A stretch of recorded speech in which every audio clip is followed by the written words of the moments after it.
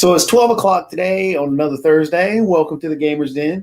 Right now, it looks like it might just be me today, which is going to be an interesting day because right now, as you see, I got Rocket League. I've got my classic Octane ready to go because I'm going to play the competitive side to see if I can move up in the rankings. Actually, I should put on, even though Pride Month was last month, I should put on the tires to represent Pride Month again to keep that going because I do enjoy, celebrating Pride Month, celebrating Pride. Because, again, it's all about inclusivity, all about representation. Hey, Nivix, what's going on? It's just me today, Niv. I don't know where everybody else is. Well, actually, I know Kara had a few things to do. Siren may jump in a little bit later. And Mark is always a busy guy. That guy is big time. I'm going to be like Mark when I grow up. I meant to invite Jahan again out of New York, but I didn't get a chance to.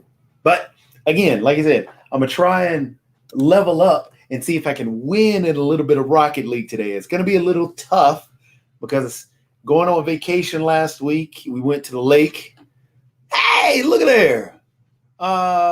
Haven't been here in about a year. What? Oh yeah, that's right. Yeah. We actually have. I've got a Zone Wars Fortnite tournament that I got to host in a few weeks on July 24th. That's gonna be fun. Wake Forest is putting that one on, so I got to host that one. Just did the body armor game, so I'm trying to get good like the guys that were in the body armor games. I'm not even that close. Not even close at all. I'm in the platinum. I've been going up in platinum 1 and platinum 2 in my levels in Rocket League.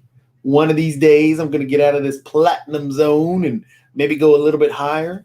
One of these days. I don't know if you guys watch Loki, by the way. Loki dropped a whole bunch of spoilers yesterday. Oh, you got to play. You got to come play. I suck at this game. But it's just fun. It's just fun to drive around and hit everything under the sun and knock stuff out. And played in about a while. See, Niv, you got to come on. I'm on this Rocket League kick lately. I need to play Valheim. Valheim upset me the other day because I was playing it and I died. And when you die, of course, your stuff stays where you died. And I got killed at an area which I was like, man, I was there. I was going to find some silver. Evidently, there's silver in the game. And I haven't found silver yet. I got to figure out where that is. But hopefully, like I said, I can win this game. I'm still trying to, like I said, I'm determined to get better. Having to host these tournaments makes me want to play the game in a different light because watching them fly from one side of the screen to the other or one side of the field to the other and doing all the neat little things. I thought he was going to hit that. Whew, he almost knocked me out. Look at that. We took the lead. We're going to win this game. Siren her and I were supposed to be playing this game at one point. We haven't just had a chance to play it. But one of these days we'll get on and play it. Oh, and there's a parent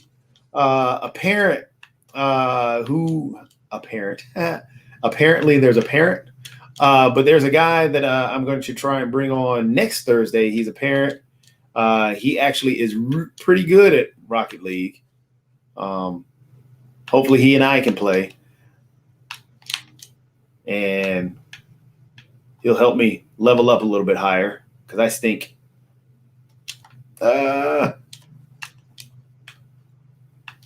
Somebody just left the match. It was on their team. Good. For some odd reason, the servers have been pretty bad recently. I don't know why. Good shot. I thought he was going to rotate. I don't know where he went. I've learned in Rocket League, evidently there's a rotation system. They talk about it all the time. If you see somebody going for the ball instead of going towards them. No, I missed. You're supposed to rotate around them, head back to the goal. Good shot. 2-1 lead. 2-1 lead. We're taking this to the house. Oh, it's kind of quiet. I'm hoping that the audio is coming through. I had to send it through. Oh, no, I didn't. I didn't set it up. So, yeah, Rocket League is being silent on that side, too. I got to fix that. Oh, good shot. Hopefully, we're not going to lose.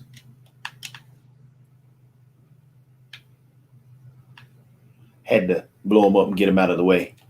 But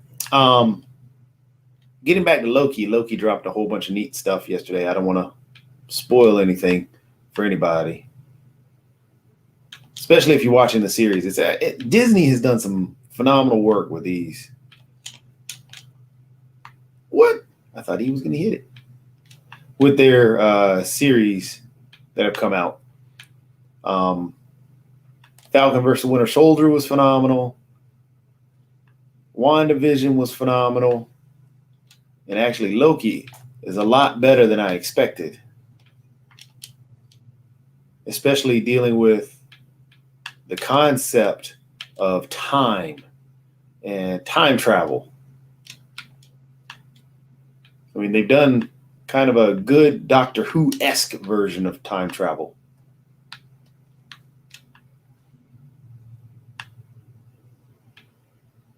I'm going to get that one. Nope, I didn't.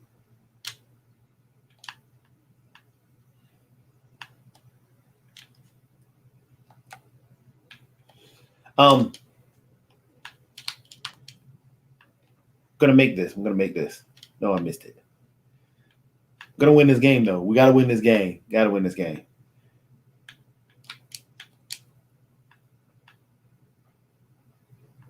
Good shot. But yeah, Loki's done a really good job with the whole time travel concept. Having to fight with the conceptualization of it. Just died. Oh, Lord.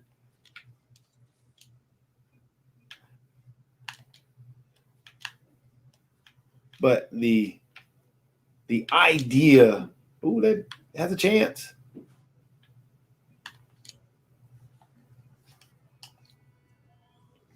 But the idea with time travel and the whole multiverse, they've done a good job with it. Really good job with it. Even had me shed a tear here and there. But yeah, I've been doing pretty good. I need to get me some sleep one of these days. Something that I've been busy lately. And that's what I got to catch up on. Looks like they're about to forfeit.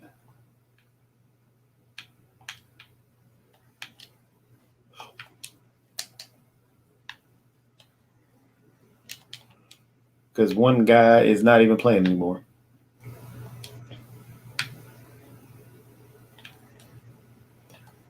And this is when you play around. Oh, looks like Mark has finally joined. I don't know where Mark has been. Mark Lee. You got no video. Hey, there's the Mark Lee. Hey, what's up? Not too much. I'm just playing Rocket League right now. I'm playing on the competitive side. Trying to playing level on the competitive side. Yeah, cool. Trying to get better after doing that tournament. How have you been, Mark?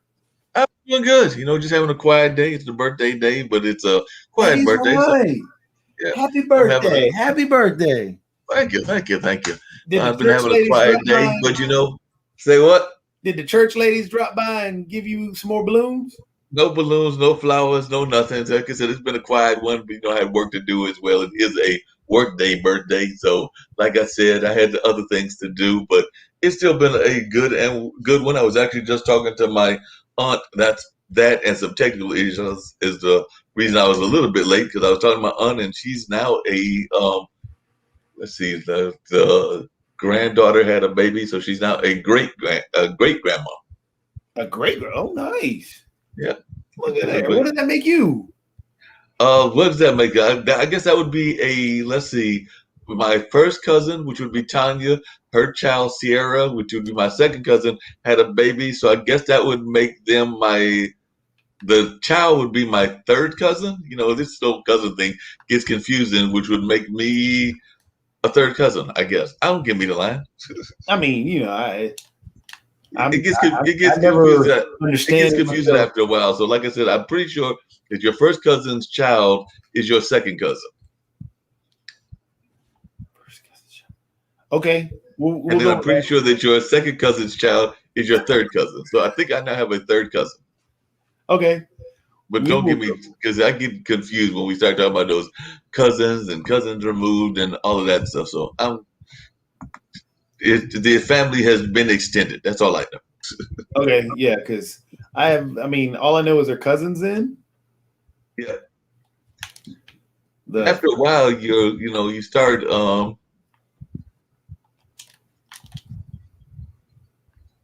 You start to what? Okay, and I just looked it up. You know me, and I'm looking up stuff because Oh definitely Lord. it said the children of your cousins are actually called your first cousins once removed. So if you're wondering what relationship your cousin's child is to you, that's it. Your first cousin once removed. Your cousin's child is not your second cousin, as is commonly believed. So I guess it's cousin twice removed. Don't get me to lie.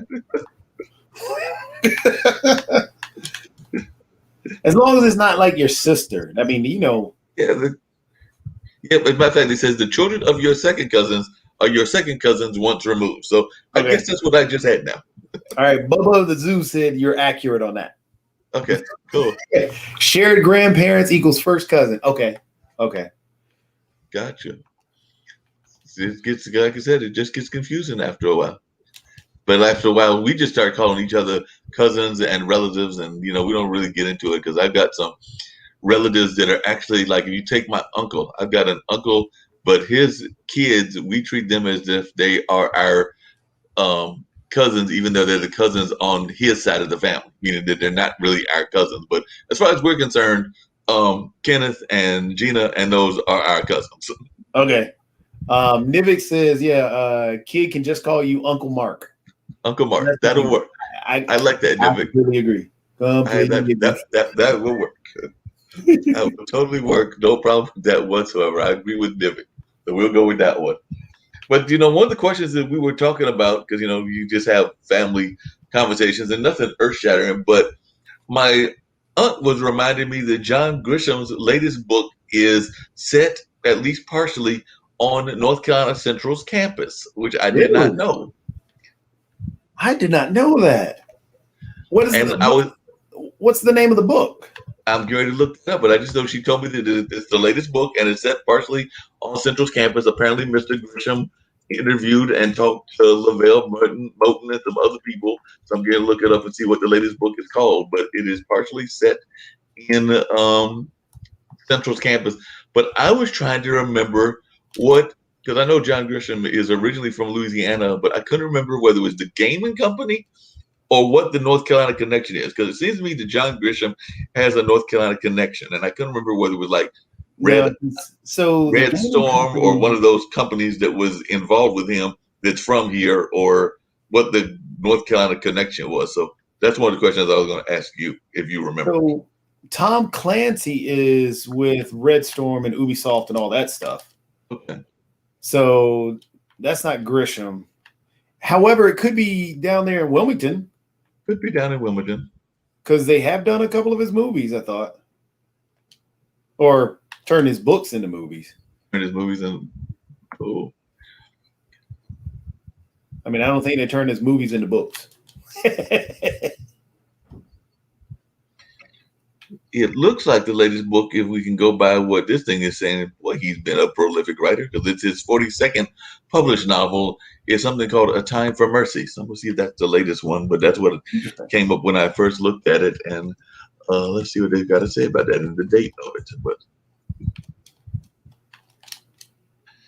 A Time for Mercy. Well, it was originally published October 13th, 2020. So is that the latest one that she's talking about? Let's go ahead and look. Let's see. Time for Mercy. Yeah, Huh. because he does like those legal thrillers. Yeah, yeah, definitely.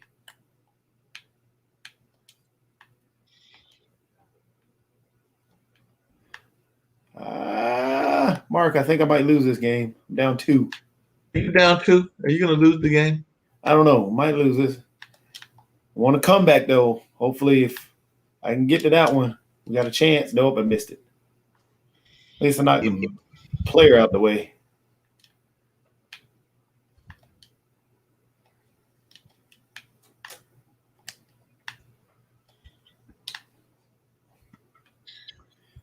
A Time for Mercy. What's the? Is that?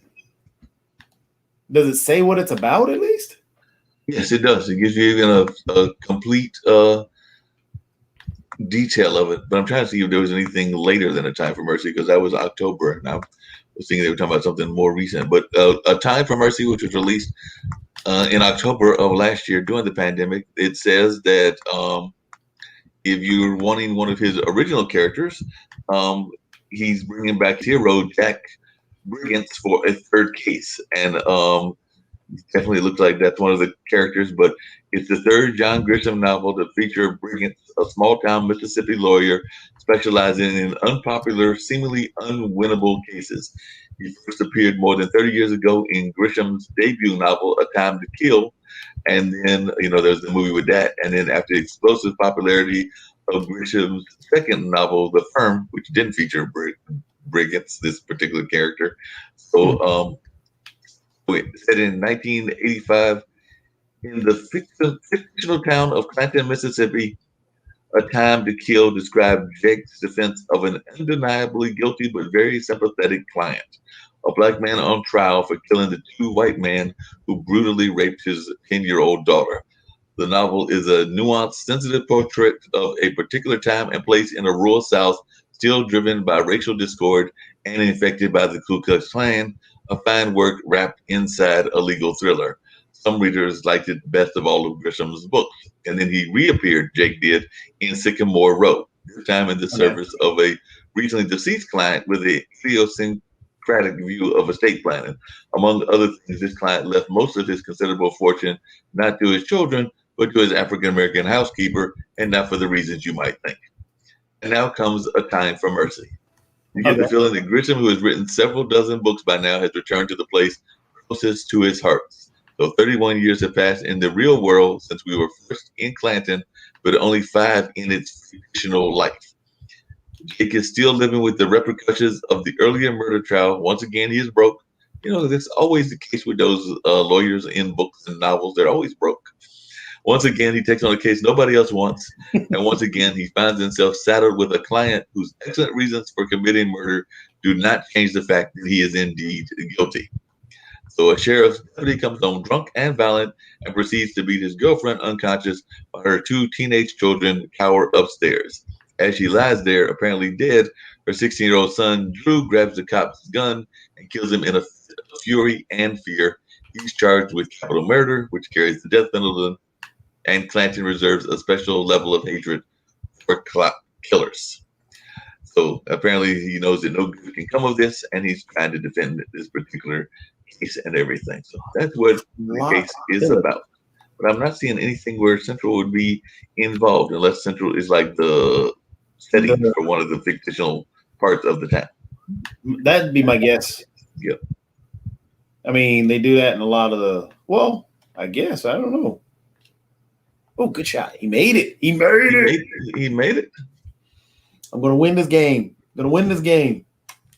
Determined. You're determined to win the game. Yeah, determined to win this. Determined to win this. Hopefully. But I'm interested. I'm curious. Huh. Aha! Now Oh. I just found out something. So apparently I just looked it up, and North Carolina Central is featured in a different book other than the one we were talking about. So, and I just found out why it's used and everything. That's why you use the internet. You just keep digging and you find it. But They're more saying good known for luck. his courtroom-based novels, author John Grisham's newest book incorporates one of North Carolina's passions, college basketball. And Oh, the okay. movie is called Sully, Sooley, which sits at number one on the New York Times bestsellers list at least last month and everything, back 2 months ago, back in May. And it follows the life of a young man from South Sudan who earns a spot to represent his country in a showcase basketball tournament in the U.S. And that would make sense because we used to do those kind of tournaments at Central. So the sports books are wonderful diversions away from all the crooked lawyers I write about, the legal thrillers, the courtroom dramas, and I love to read sports stories. We all do, especially sad ones, Grisham said. And he said that he's wanted to write about college basketball for a long time. He's written 2 football novels, a baseball novel, and he's always been looking for a story, a basketball story. And when the story came together about a year ago, it seemed to work really well, and the book got better and better. Grisham apparently played high school basketball himself, and he chose for Sully to play for North Carolina Central for a reason. While Interesting. he is while he is I didn't know here, some Grissom played basketball though. I didn't know he could either. He says while he is here, That's some like terrible things Prince. happen in his village of South Sudan. His home is destroyed. His family is scattered. He doesn't know if they're alive. Grisham explained. When they survived and are in a refugee camp, the Eagles basketball team, the Eagles football team, the NCCU campus, and Durham become Sully's refuge. Because when you meet Cooley, he's not being recruited. He's a good player, but the big schools wouldn't go after him. Central didn't recruit him, but the Central coach was good buddies with Sully's summer coach, and he kind of pulled a string and got him on campus. I had to pick a school that was not in the Power Five conference. I wanted a school that was in a conference where the winner of the conference tournament gets an automatic bid to March Madness, and so those reasons come together. So, while much of the book takes place in Durham, South Sudan is very much a part of what drives the story. So John Grissom, oh, I was right. He does live here. I knew there was a tie to North Carolina, but it says he lives part-time in Chapel Hill, and his wife, Rennie, grew up in Raleigh. So he does live part-time here in the Carolinas. I thought that there was a connection to the Carolinas, and I couldn't figure out what it was. That's what it is. He lives part-time in the Hill. Interesting. Interesting. I did not know that. I knew I had heard something about him having a North Carolina connection. I just couldn't remember what it was, but that does make sense. He is a part-time resident of the Hill. Because I knew, like I said, Tom Clancy is all about video games. Right. Because that's all. I mean, they're turning pretty much every work by Clancy into a game. I didn't know that he was. Let's see if they've made any video games about John Grisham movies. John Grisham books, video games. Everybody's getting made to do a video game. I mean, I don't know if they could make a Time to Kill into a video game. That'd be kind of bad. Yeah, that would be kind of hard. Because when I type in Grisham books, video games, nothing comes up. Yeah, like I said, I don't think there was one. Yeah, and that would be kind of hard to make into a video game. We're gonna lose. You're gonna lose. Yeah, did you see that shot? That lucky shot. That stinker. How dare he have a lucky shot? What happened to the lucky shot guy? Well, we're about to see if we can score one goal. That's all you need is just one? Well, to tie the game. Okay. And did you win the last game? Oh, he knocked it out of the way and I had an open shot. Oh, Speaking of games and open shots, did you watch the game last night? yeah, Chris. I was happy Chris Paul won. I was happy that Chris Paul won too. And, he's got ties to North Carolina as well because he's getting his master's down at Winston-Salem State University. And apparently he produced a movie about Central. I think it's trying to name. It was on one of those ESPN movies and everything, but it was about Central being in the shadow of the Dukes and the UNCs and all of that. And Chris Paul and Stephen A. Smith produced this movie. I think the movie is called Why Not Us? I don't know if you watched the whole thing, and I hope I don't get crushed for it. Well, if you did, that'd be press and people follow the show. But did you see that old lady who went and hugged Chris Paul afterwards? That was not an old lady. That was Lil Wayne. That's what I said. No, they said it was Lil Wayne. They said it on the story, but yes, I know. but it It looked did like look an like old it. lady. I was like, It, what in it, the it did world? look like an old lady. Like Lil Wayne, really? I had not seen Little Wayne in a while, but yes, Little Wayne did look like an old lady. Look just like an old lady. I was like, wait a second, is that Chris Paul's mom? Is that the relation to his grandmother, somebody? But no, look, Lil Wayne. Little Wayne, but apparently Little Wayne is a big fan of the Phoenix Suns. I guess Little Yep. Wayne lives in Phoenix or something. I don't know if he lives there, but yeah, he's definitely a big fan of the Phoenix Suns. That's what they had talked about last night. But yeah, like I said, when I saw him, I was like, okay, this old lady came out of nowhere. It came out of nowhere, was all excited. It was also kind of like, when the young sports lady was trying to interview him immediately after he won, and all I heard was expletives. And he just basically, like, at some point, he's like, I'm too excited. Talk to me when you give me the trophy. Well, it was. I actually liked that interview Oh, because it was I thought it was so. I mean, you could tell the emotion was right, there. He right. didn't care about an interview. He didn't want to talk about anything, but he just wanted to hang out with the guys that got him there. And Yeah. that's that interview is what sports really is about. Same thing with esports. For example, with the body armor state games that I just did, and the kids that won, which were shocking to me, not too shocking, but so one of the kids was actually a pro player. Okay. Uh, came out and played. Oh, good shot. He was 14 years old. He was playing with one kid who was older than he was, who was 15, and played with another kid who's younger than him, who's also one of the top players in the world in Rocket League at the age of 12. The whopping age of 12. Yep. They each took home $300 a piece. The prize Wow. pool was, I mean, since it was a team of three, um, the prize pool was, of course, or the prize pool was at $1,500, and so they won $900 as a team. But the fact that this little 12-year-old just won $300 made me reconsider. Okay, my life choices. Yeah, those life choices. We're playing some Rocket League. Got $300, but that was that small change in comparison to what is out there, what people do make in the Oh, yeah. arena. You realize that Little Wayne had served time at Rikers Island and apparently wrote a book about it. I didn't know he wrote a book. It says Carter wrote a memoir, and that's Little Wayne's real last name, for his Yep. experiences in Rikers Island called Gone Till November, a journal of Rikers Island that was released October 11th, 2016. So, whether he actually wrote it or ghostwritten it, but it was written 5 years ago, and it was apparently about his experiences in that notorious prison, Rikers Island. Hmm. And the only connection I'm seeing to Phoenix so far is that he went to the online university, the University of Phoenix, but whatever that thing is called and everything. And I'm not even sure that they're Oh, actually based in Phoenix, but he's originally from Louisiana, and it says his education is the University of Phoenix. interesting.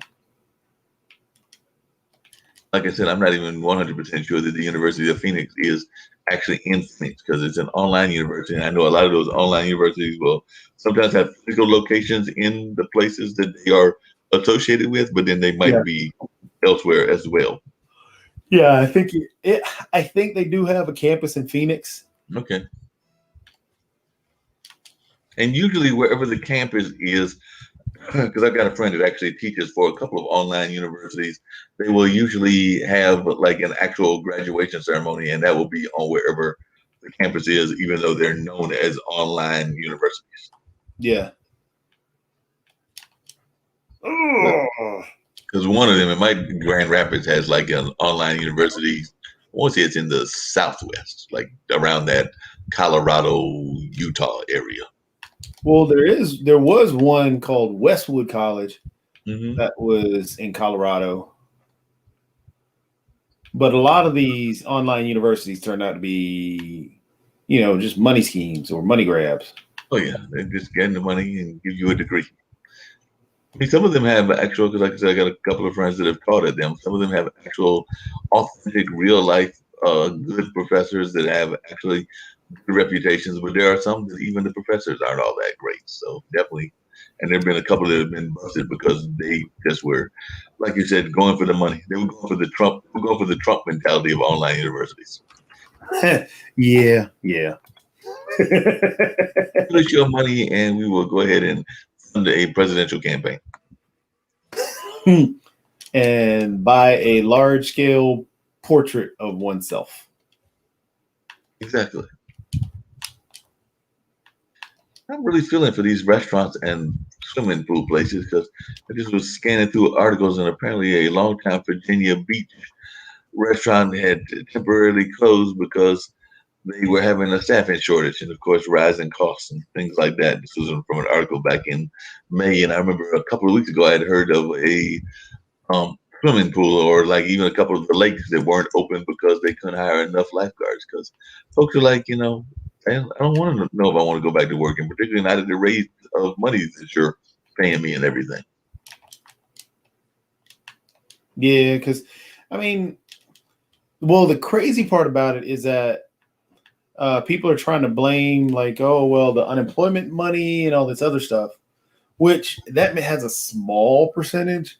But the big thing is, people have found other jobs. Exactly. People created businesses, and they had to come up with some way to survive, so they had to do something. And waiting around for a $6 job to hire me back, or I'm sorry, a $8 job, $8 job to hire me back is not one of those things. Or a hire me back at $2.75 and I got to make tips now, and not happening. No, that's not gonna happen at all. No. But the gaming companies did well. They did very well. I mean, Yeah, they did very, very well because I think we talked about it before. But don't they like even pay people to basically be the game testers, and they get paid pretty well too. Like they get to go over no, there. they don't get paid well. They don't get paid well. No, testers don't get paid at all, or get paid well at all. Oh. No, you got. I mean, you can of course have that rare individual or rare company that may pay somebody a decent hourly wage, but no. By the way, Siren's knocking on the door because I just looked in the private chat and it says that she's knocking on the door because she says knock. Oh, there she is. I didn't even hear the ding dong. Hey, Siren. I guess I got too caught up in trying to win a game. I didn't hear the boo boo. Oh, She's on mute. yeah. Yes, I'm not hearing you. What happened? She's pouting now because we're not hearing her. Yeah, I'm not. It's not muted on this side. It's on her side. Hold on 1 second. She's like, hold on a second. She tries to figure it out. Oh, I was close on that one. Were you close? I was close. I'm So mad. testers don't get paid well at all, huh? No, they don't get paid that much. The thing the testers get, how did I miss that? I hate when I miss that. Nope. Oh, the thing the testers get is, hey, you get maybe $25. Oh no, not $25. Or you get, oh well, guess what? We'll give you a video game that we already own or a copy of it. Somebody rage quit already. Yeah. But yeah, they don't really get paid that much money at all. Disappointed again. No. So yesterday on the online dinner party, I had the pleasure of talking to Sugar Ray Leonard's son. So that was fun. Really? He's a business entrepreneur and a business coach, and a number of other things right now. So yes, he's actually part of a website called blackowned.com where he's their brand ambassador, but among other things. But yeah, he's definitely doing a lot of things. He's was talking about some of the businesses that he's opened, including being part of a friend's restaurant and doing some music producing and doing some other stuff. But yes, he is Sugar Ray Leonard's son, and apparently he played college football because he said that he liked that sport versus getting hit in the head. So it wasn't Well, speaking of college football, well, boxing, of course, I'm a big time boxing fan. Love me some boxing. There really isn't the best boxing games right now for any video game system are the boxing games with VR. VR does boxing phenomenal. oh Outside of cool. that, there used to be a couple of boxing games that were okay, but they all right now they just kind of stink. Um, Gotcha. I mean, unless you go way back to Mike Tyson's Punch Out, that was phenomenal. Or Punch Out, because once Mike Tyson got in trouble, went to jail, they dropped Mike Tyson from the label, and it just became Punch Out. But it used to be, well, it started Punch Out, then went Mike Tyson's Punch Out, then went back to Punch Out afterwards. But either way, the big thing, if he played college football, big Yeah, thing he's about playing college football. I mean, he's in his 40s now, but yeah, at the time he's playing actually for University of Ohio or Ohio University, one of those. well, the big thing about college football now is that the players, I think it was, well, the court case just happened where the players can now get paid. Yes, I heard about that court case. Yeah. Oh my goodness. Did that work? Yeah, you're That back. works. We can hear Oh you. my gosh. What in the world? Okay, wait, give me 2 more seconds. I'm gonna try this. I gotta what? I'll be right back.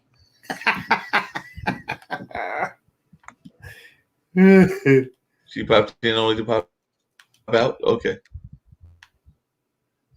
But yeah, with the court case with the college football players, I mean, that was one of the big cases that dealt with video game stuff because what was it? EA Sports basketball, the NCAA tournament basketball game that they used to have. The O'Bannon brothers were part of the court case, and people they were upset that they were not getting paid for having their likeness in the game, and you know they made millions and billions of dollars off of that. Oh my goodness! I almost scored for him.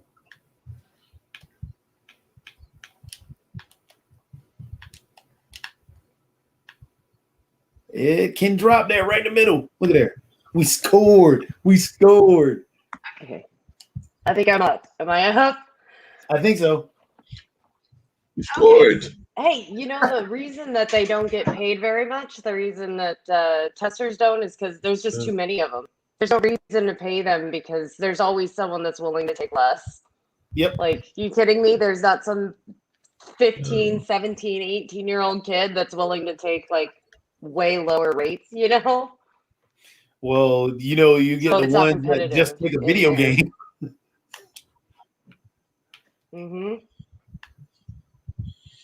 I just think 'Cause it's sad because they get a lot of really good stuff from them. They just don't, you know what I mean? They don't pay them. Mm-mm. And that's that QA tester position too. They don't pay that much. They're the guys. Well, they're almost got it. Like some companies will pay well, but a lot of them, nah. Oh, I thought you had it. I thought you Well, had back it. in the day, remember, EA used to do that shit. EA used to pay people a ton of money to play Madden. Remember that? Yep.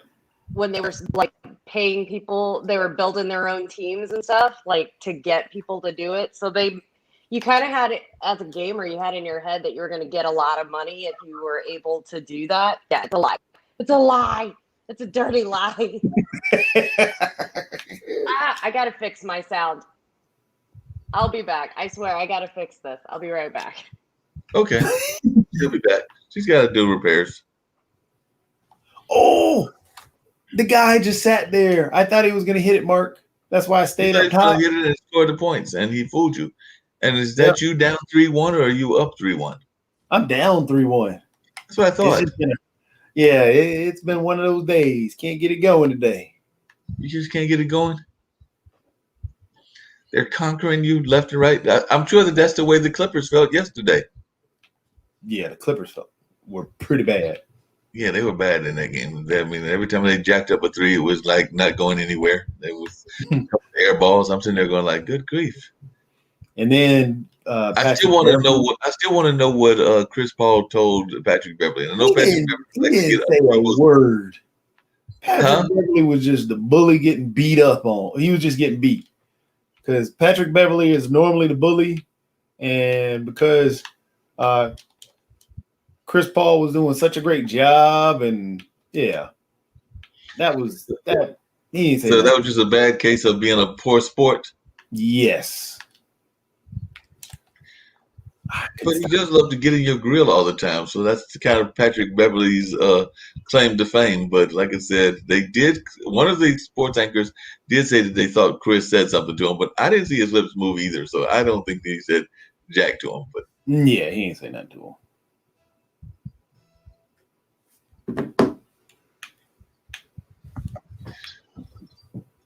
so I'm thinking he'll get a fine, and who knows, maybe he'll be with the Clippers next year. Maybe he'll be with another team. But definitely, I'm thinking he'll get a fine, and he'll probably have to miss the first game of the season, something like that, for that shove in the back. He'll be with the Clippers next year. Now, do you think, because they're talking about the big two and whether they're going to be there? Now, Kawhi's got, I think he's up for free agency. Is he going to be there next year? Or is he going to be a Laker? Well, I don't know who's going to pick up Kawhi because I don't think Kawhi is going to be there. Paul George, I think, is going to stay because Paul George actually did really well. Yep, he did really well. But it was just Kawhi. I don't think people like the fact that Kawhi wouldn't sit with the team. Oh, in the last game. He did sit with the team in the last game. Oh, I didn't even see him sitting with the team in the last game. Yeah, he sat with the team. They actually showed him down there, and he was down there on the court side watching him get slammed. But yeah, he wasn't sitting up in the stands like he's been doing. He was actually down there on the court with him this time. There's somebody who came and knocked on the door. Might be it's a siren again. Oh, the third time's the charm.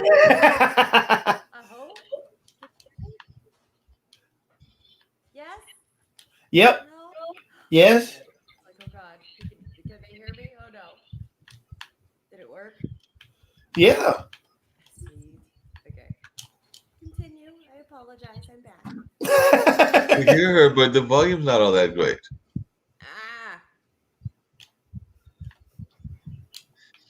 You do pouting very well, Siren. Thank you. Yeah, it's like a skill set. And you have that skill set down. Yes. It's a skill. It's a skill. Yeah, it's a skill set. I'm thinking that you've done this now a couple of times, and I'm seeing you do it today. I'm thinking that your husband has a hard time saying no to you because based on that whole like pouting thing, I'm thinking that as soon as you pout, he just like melts because I'm thinking he has a hard time saying no. The kids. I got nothing on the kids. Are you kidding me? My pout game is so low compared to the kids. Oh my gosh. No. Husband can say no to me. Husband can't say no to the kids. It's the kids. Okay. The kids, they've got a better pouting game than you do? Yeah, you got to bring it up. When the kids raise up the pout game, you got to come up with them. You know what I mean? So, speaking of that, there is so, I love my little anime stuff. Love my little anime. Big time into it. So I don't know if you've ever heard of Shin-Chan. Shin-Chan. No, can't say I heard of it. So Shin-Chan is sound capture. That's what I needed. Okay. Now you can hear it.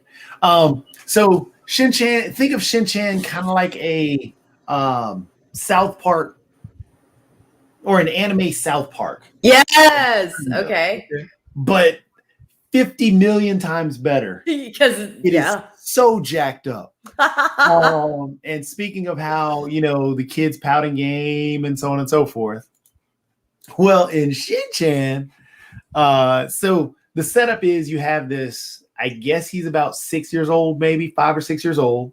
Mhm. He has a younger daughter or a younger sister who's a baby. She's maybe about a year old. Then, of course, mother and father are there. Father works, and mom is a stay-at-home mom. And they live in a small apartment, very small apartment. So they tried to go, I guess, traditional Japanese setup for of the home and everything, and she does all the cooking and all the other things. So traditional, I hate to say this traditional, but yeah, the traditional family. They still that's really big there still. So, but it's stupid. But dad goes out and works all the time, and dad gives his wife the money, and she gives him an allowance. Yes. So in terms of the pouting game, he has the pouting game. Dad tries to use the pouting game, mom, but it doesn't work. No, of course no. We deal with the kids. He has to use Shin to get money and extra allowance. And it's one episode that they're doing this, and it's just freaking stupid. Yes. So he creates a pact with his son because he's trying to get a bigger allowance for himself. He doesn't tell his son this. He's a genius. That's what's happening. But genius is coming out. And they had to seal the pact. They had to create a song, and it's called the Man Song. Oh, the Man Song. Oh, my heart. Oh, they have a man song? Yes, it is. To be a man, you have to have honor and opiniousness. Oh my gosh, that's so sweet. It is so hilarious. Why is that adorable? You've got to watch. If you get a chance, watch Shin-Chan. Shin-Chan is just brilliant. I'm writing it down. Brilliant. So, Jacoby, who has the better pouting game in your house of the kids? I'm sure the kids. Well, the kids get everything. No, but I'm saying who has the better pouting game of your two kids? That's a good question. That's a really good question. How do you pick which one's better? Or I know. See, Mark trying to put people on the spot. I know, right? No, it's like which one of them gets the most, does a better job of getting stuff from either you, Jacoby, or in the case of you or your wife, or in the case of Sarah and her and her husband, which one of the kids is able to manipulate y'all better? That's the question. But with the pout, you're saying with the pout, because I got one that's good with words, and then one that's good with the but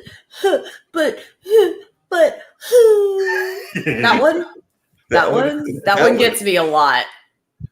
Because he works himself up, and you're just like, it's okay. Oh, it's gonna get worse. Oh gosh, take a breath. But yeah, I don't know. For the pout, do you have one that's a pouter? I mean, I have one that. Well, both of them will do a pout here and there, but I try to be the mean one, even though in the background I'm the one who I would buy something and have Granny and Granddaddy give it to her. Oh, you big softy. Oh my gosh. You switch off so he looks like your parents have given it to him. Either my parents or the in-laws. Yeah, I'll buy something. Give it to somebody else to give it away. That is sneakily adorable. You big old softy. I'm never going to listen to how hardcore you are ever again. You're so raw, sweet. Yeah. Yeah, no, never again. We cannot believe this. He's not hardcore. Oh, you're so sweet. I'm the jerk face in the house. I really am. I have no nice streak like Jacoby. I'm like, did you like that? Let me take it and your dreams and crush them in my hand. You'll have more. No, Sarah, does that mean that you were the one that would be sitting there taking their if they got they went to the store and they got a milkshake and you felt that they were being pouty, you were the one who would take the milkshake from them and be like, no. Yeah, totally. I'm that parent. I'm like, you want it? Be grateful for it because you have it. or I'll drink it in front of you. I'm such an evil parent. I really probably shouldn't be allowed to have children. I think deep down, I think you might be the nice one. Because, see, I try to be the mean one. I know. I think I am. The kids will say that I am, which is weird because I feel like I'm not at all. But see, I'm thinking that both of y'all have the advantage, not having any kids of my own. I can just look at my friends that do have kids. I'm thinking y'all have the advantage because you're both in that video game world of being the cool parents. You're the parents that all of their kids want to go see because they know that y'all are in the video game space. So y'all are like the cool parents in the neighborhood. Cool parents. Yeah. The cool parent is the one that embarrasses the kids. Yeah, I was gonna say I bump a lot of Bieber at the high school when I pick up my son on purpose. It's beautiful. I mean, you've seen Spider-Man Enter the Spider-Verse. Mm-hmm. Yeah, you know the scene. Say it back. I love you. He's like over the. I love you, son. Over the intercom as a cop. Yeah, see, I'm the one that. Yeah. I am that way too. I have discovered though, my oldest son and I are in a game of chicken. It is the eternal game of chicken because he has stated outright that nothing I do will ever embarrass him. He says, Mom, I love you and I think you're silly and it's fun and I love that you're always silly and fun. Nothing you'll ever do will embarrass me. To me, it will always be our little joke. Challenging accepted. So you're trying to find something you can do that will actually embarrass him, even though you have this reputation of being fun and silly. I'm doing my best. I'm trying so hard, and all it's done is made people think I'm funnier. Not helping. So if anybody has any good prank ideas or anything super embarrassing they can think of, I'm in. I need it. I've done the like hair in a side ponytail, like bright pink lipstick, rocking like as VSCO or whatever that is as I can with like Bieber bumping in the car to pull up and like be like, hey, Nolan, it's your mom. I've done the like moo before, just like straight moo. Yeah. And by the way, your sister's knocking on the door too. Oh, hey there, Janora. Janora. Hey, girl. Hey, y'all. I'm trying to figure out ways to embarrass my son. If you have any ideas. I think I have a few in my back pocket. Not that I have a child to embarrass, but I have been embarrassed by my parents. We can use mine. No. Thanks for letting me pop through. I'm popping through because I want to be a woman of my word and say happy birthday to Mark. Appreciate it. Today's your birthday? Today's my birthday. Yes. Today is Mark's birthday. Yes. What? Happy birthday, Mark. Thank you. I appreciate it. I appreciate you popping in as well. But you said you don't have any of those young kids and everything, but you do have like the fur animals, if I remember correctly, Janori. So you and your fur babies. No, I have plants. No, We have plants. I wish we had fur babies. In fact, my wife likes animals more than she does people. We're just not home enough. We're just not home enough to make that happen. But I'm sure it'd be a little harder to embarrass your pet than your kid, or at least your kid would be able to verbalize, Mom, don't do that anymore. I'll tell you. You say that, but what I've noticed is that it's actually the opposite, because I've got some friends of mine, including some in the social media space, that it's actually them getting embarrassed by the pets, because I've seen like doing videos, they might be doing everything from news videos to like movies that are even on the kind of the whole violent side or whatever they're doing their movies about and everything, and you'll see like a cat or a dog in the middle, or they'll try to bring the cat in. I know one person, they had the cat, one of my friends in California, and they do a lot of live streaming, and the cat always pops in, and they were actually sharing that the cat had gotten sick recently, so they had to rush the cat to the hospital, and apparently the cat has survived, so we're glad of that and everything. But I do see sometimes where the animals are sitting there whether it's a cooking demonstration or whatever the demonstration is, and of course the cat or the dog gets in the middle of everything, or they try to bring the animal into the scene, which is also funny because you can sometimes look at that look on the animal's face, and the animal's like. I remember one of the times that I went into one of their rooms, they were doing like one of those little, I call them the silly live streaming dancing, and they tried to get the cat to dance with them, and the cat, moved its paws or they moved the paws forward, but you also saw that look on the cat's face, like, I hate you. Right? I hate you so much. I'm going to get you back later as soon as you're not looking. I think that's the resting cat's face, though. I think every cat's face says, I'm going to get you. But you know they do. You know they do. You know they're gonna. You're going to go into your closet and there's puke in your shoe. Why? Because it's Tuesday. Why not? Yes. So, Siren, in terms of ways to embarrass your son, how old is your son? He's 17. Oh. He stated since he was 13 years old that nothing I can do will embarrass him. Ooh, okay. So I've got something. And I think this happened to me maybe when I was 16. Yes. My father, great dad, Toby can attest to it, same guy. He would take me and my friends to a party to drop us off because we didn't have our own cars. But this particular party, my dad did not leave. And Toby can tell you this too. My dad is not a stellar dresser, and in terms of his daily wardrobe. Yes. And in fact, his daily wardrobe is the same. And back in that day, it was always Toby. You fill in the blank. What did Daddy always have on? Are you talking about his t-shirt and underwear? No, not. He doesn't go in. Yes, my dad is in his underwear often. Sorry, Daddy, if you are watching, and we're embarrassing you. He just got called out. Oh, but when he had to put on clothes, it was overalls. It was that same T-shirt, with overalls. That's why he was always in his underwear. Maybe, but he not only doesn't leave the party, but he goes inside, and everybody is like, "Who is this man in overalls?" And I was just like, "I don't know who that is." I played it off like I didn't know who that man was, but my dad embarrassed me. The overalls are integral, right? I'm taking notes just so you're aware. That's the sound you're hearing. I'm definitely taking notes. So wear that ponytail that you talked about in whatever way. And just show up at his party. Show up at whatever party that he wants to be cool at. And then party and stay. Check. And stay. Check. And in overalls. You need to be in overalls, Siren.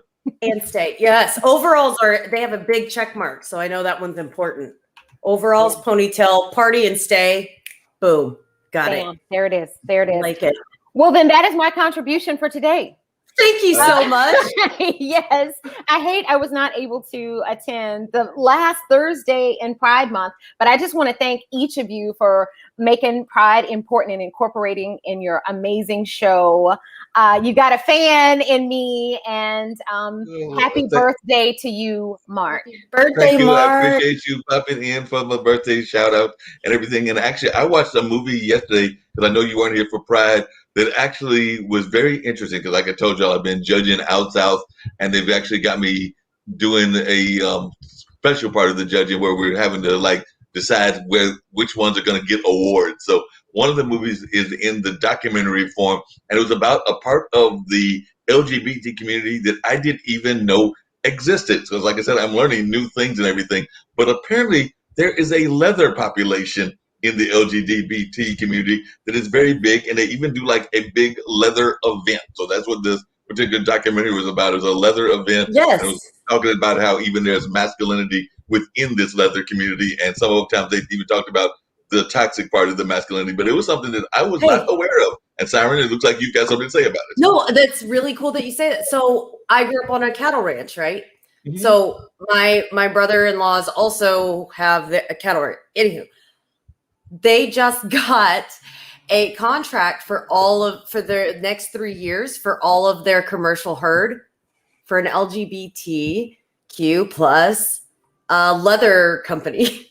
That's what they do. That's so weird that you said that because that just happened 2 weeks ago, like just happened, because we didn't know that was a thing either. And they said the same thing. They were like, you have to check this out. Like, because we were like, well, this is not, you don't want to sign off on all of your registered or your commercial herd, you know what I mean, to one person or business if they can't commit for 3 years. So they were like, what's this business? I've never heard of this. How is this an industry? And they looked it up. Like you were saying, Mark, it's a legit, like actual large. It's a large thing. There was like a conference, a convention. Yes, they would I do had like no a whole idea. Miss America type pageant with people being in their leather outfits. They were And they like, make them, they the were like leather booths workers. and conventions. I mean, like the whole conventions that we see in any of these industries. There was that thing going on. There was a documentary filmmaker that was following it around, and it was actually a person of color from the trans community that won the competition the last time that they did it, and he was the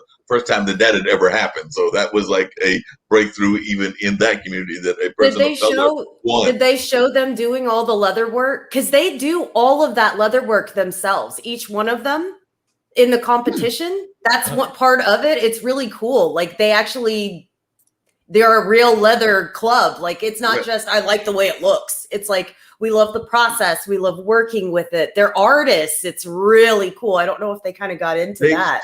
They touched on some of it, not as much as I would have liked, but they definitely touched on that. But they also touched on some of the aspects of that, because there was even people that were involved in the leather. Like there were people that were in, part of their job was even doing the shoe shine and all of that. And that was part of the competition as well. They did show that and how that even played into some of the competition, and some of the sexuality was going on. They even had a conversation about toxic masculinity, and I'm sitting there going like, oh, this is deep. So they were actually talking about toxic masculinity even within the leather community, and also without, and it was also talking about how their impression was, because they said, you see the average person walking around in tough guy motorcycle leather, that's not your first thought, is that they're part of the LGBT community and everything. So they actually touched on that aspect as well, the perception of society to them.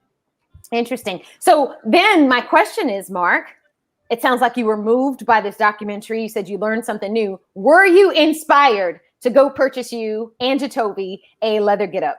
Ooh, get mask. Get mask for everybody. Because I would want to add me to this. Add me and Siren. I cannot see me in the, some of this leather getup was a little bit too scantily clad for my taste and everything, but I can see myself maybe in a leather jacket or some of the other ones, but some of the leather jackets were a little bit too scantily clad, so it was not my taste. So I could not quite get there in my the way I would feel about it. That's because Mark wants chaps. Yeah. Happy birthday. All right, I'm out of here, guys. Keep having fun. Keep up the good work. Bye, girl. Appreciate you. All right, bye, y'all. But no, I cannot see. But I can't even see Jacoby in like a leather outfit. Maybe a leather jacket, like one of those motorcycle jackets back in the day. But I'm not seeing you really in leather, because. But Siren, you will get do any of us see ourselves in leather? We all live in the South. I don't think there's a whole lot of leather wearing down here. No, there's not a lot of leather wearing down here, so I do not see a lot of leather wearing. I will admit, because when they also had talked about how some of the images of the past had impacted people's viewpoints, and they did mention the village people, because they did mention the village people and everything. And then to me, that's a disco era thing. And I will admit that when I was maybe in my 20s, having this one little, it wasn't leather, but it was a, for lack of a better idea, like a neon green shirt with like some leather cut out into it. So it was like a very disco-y shirt. So wow, it's long gone. It's probably burned in somebody's, because I didn't have nowhere. Get it, Mark. Get it. Yeah, right. The fact that existed makes me happy. The fact that you bought that makes me happy, and the idea of you in that shirt is going to stay in my heart all week. Thank you. No problem. I had a couple of unusual shirts like that, but like I said, I can't remember about that or if that was a gift. But either way, it was definitely cool. Pictures. That's what I'm thinking. I want pictures. I want photos. Pictures. Yes. We need a show and tell for Mark. It's his birthday this week, so next week we honor him. Mark, we're gonna need you to bring a lot of photos a lot of old photos. You know, any with like letter triangles on them in it or whatever. We would love those. We want to see all the letters. I was talking just before you came outside and before we were honored with the presidents of Genora as well. I was telling Toby that I was talking earlier to my aunt, and we were talking about John Grisham and a couple of other things. But my aunt Julie is actually the keeper of the family records, the keeper of photographs and things of that nature. So I might have to go out and see her this week and be like, "Do you have any old pictures?" Because I know she's got pictures of me in a bigger afro and some other things that existed in the past. So I have to see if he's got some of those older pictures. Look, Mark, if I would have known it was your birthday, I would have insisted on that for this week because I'm dying to see all of it. Please. I'll reach out to her and see what she's got. I'm sorry, I'm so overexcited. I'm containing it. No need to contain it. This is exciting. I know, right? This leather. And neon green and leather. You got to put the two of them together. It's beautiful. The only thing that would be better is if it were tie-dye. Well, I had a shirt that was similar to tie-dye, and my parents were definitely part of that 60s thing. So I do remember having at least a few tie-dye shirts. Or fringe. The fringe. I don't remember any fringe that was there that fringe in the 70s and 80s, that leather fringe off the edge of your stuff. Oh my gosh. Oh man. I can feel my bangs like getting fuller as oh my gosh. I just remember ratting it out with Aquanet. Oh my God. And having fringe on my arms and fringe down the side. Why was it on the side? Why would you have fringe on the side? It just hangs there. It just was to match a mullet. I don't know. Oh, and those are back too.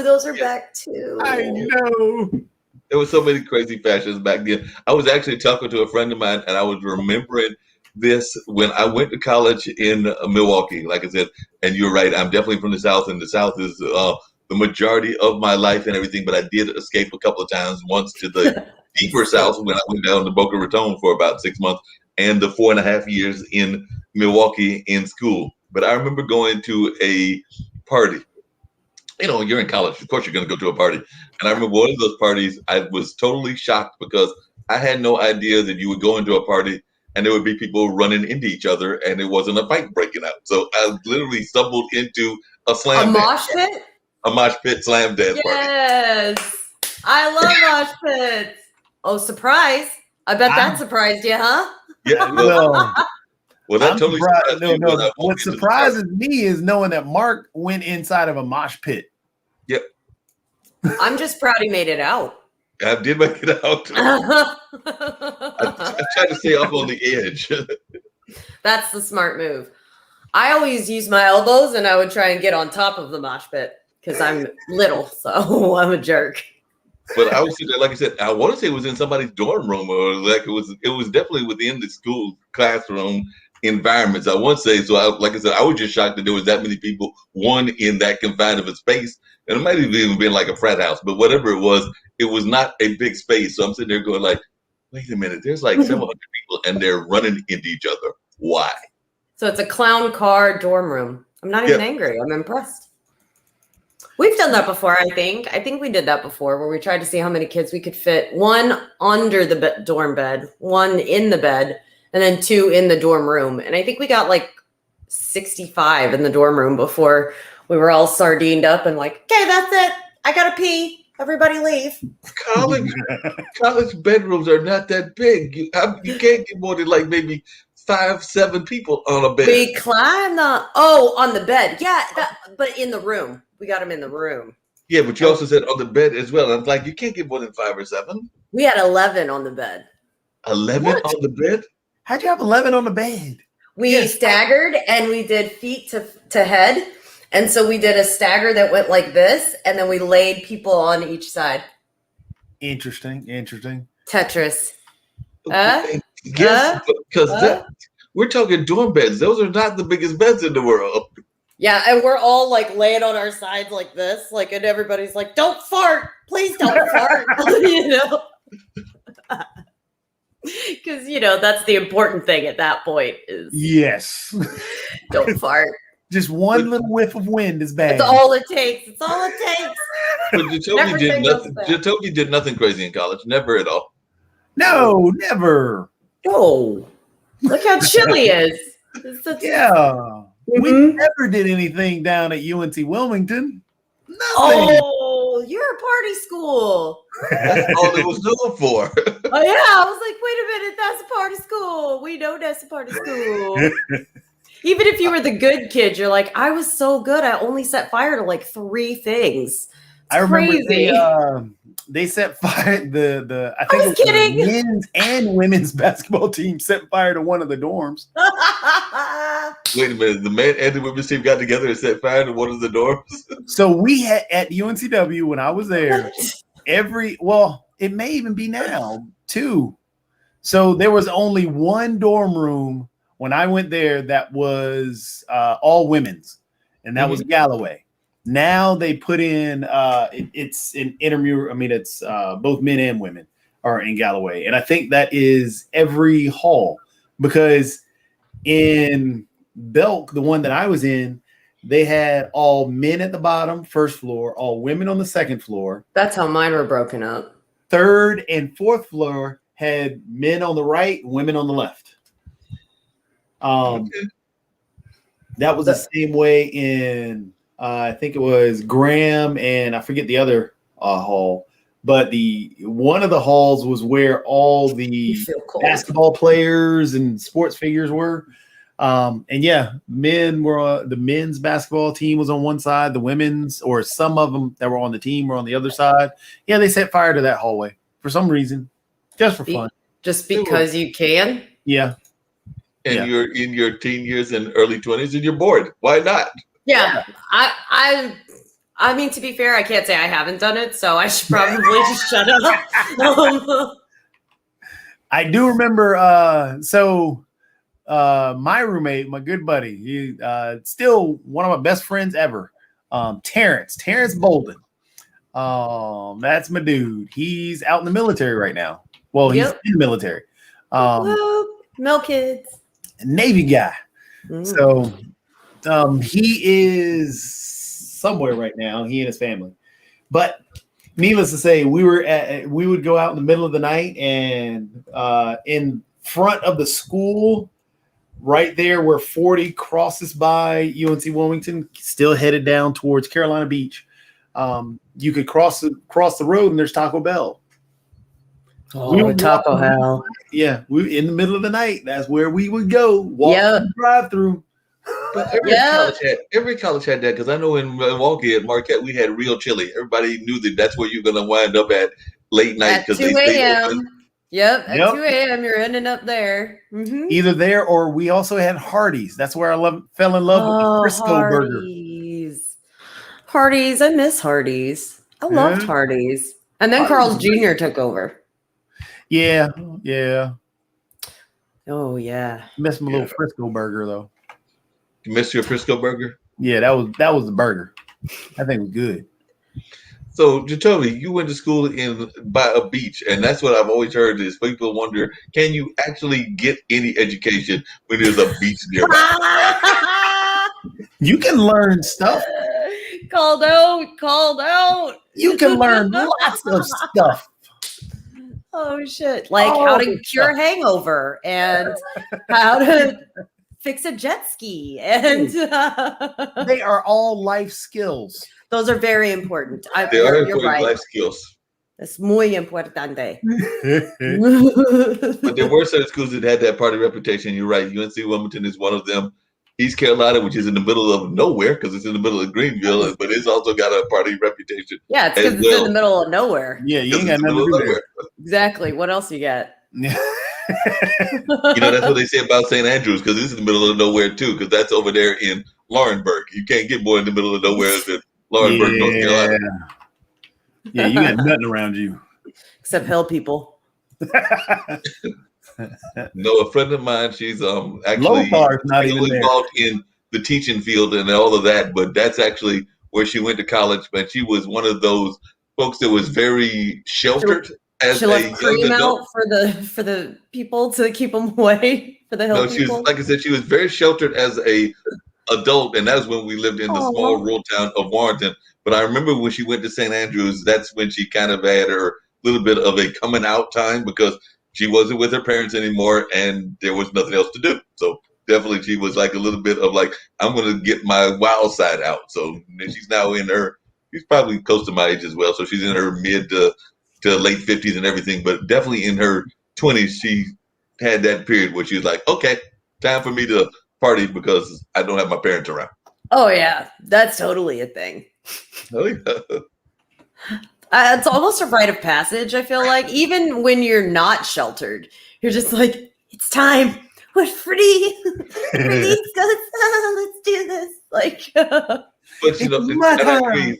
I yeah. agree. What I agree. It's that whole college thing that you get your freedom and everything. The only bad thing is when you got parents, and I'm sure even Jacoby might have had this experience, and I'm sure Janora did, when they are somewhat, they have their connections and their people that they know as well, because that's what happened. I'll never forget this. But I went to Marquette for college, but 1 year I went to UNC, and I stayed with some family friends because you know you want to actually be there in the Chapel Hill environment. And while I was there, I met a young lady. Don't even remember her name, but she was from Hawaii and all of that. So I remember that I was going out on a couple of social dates and everything with her. And then I came by and visited my dad like maybe a week or two later.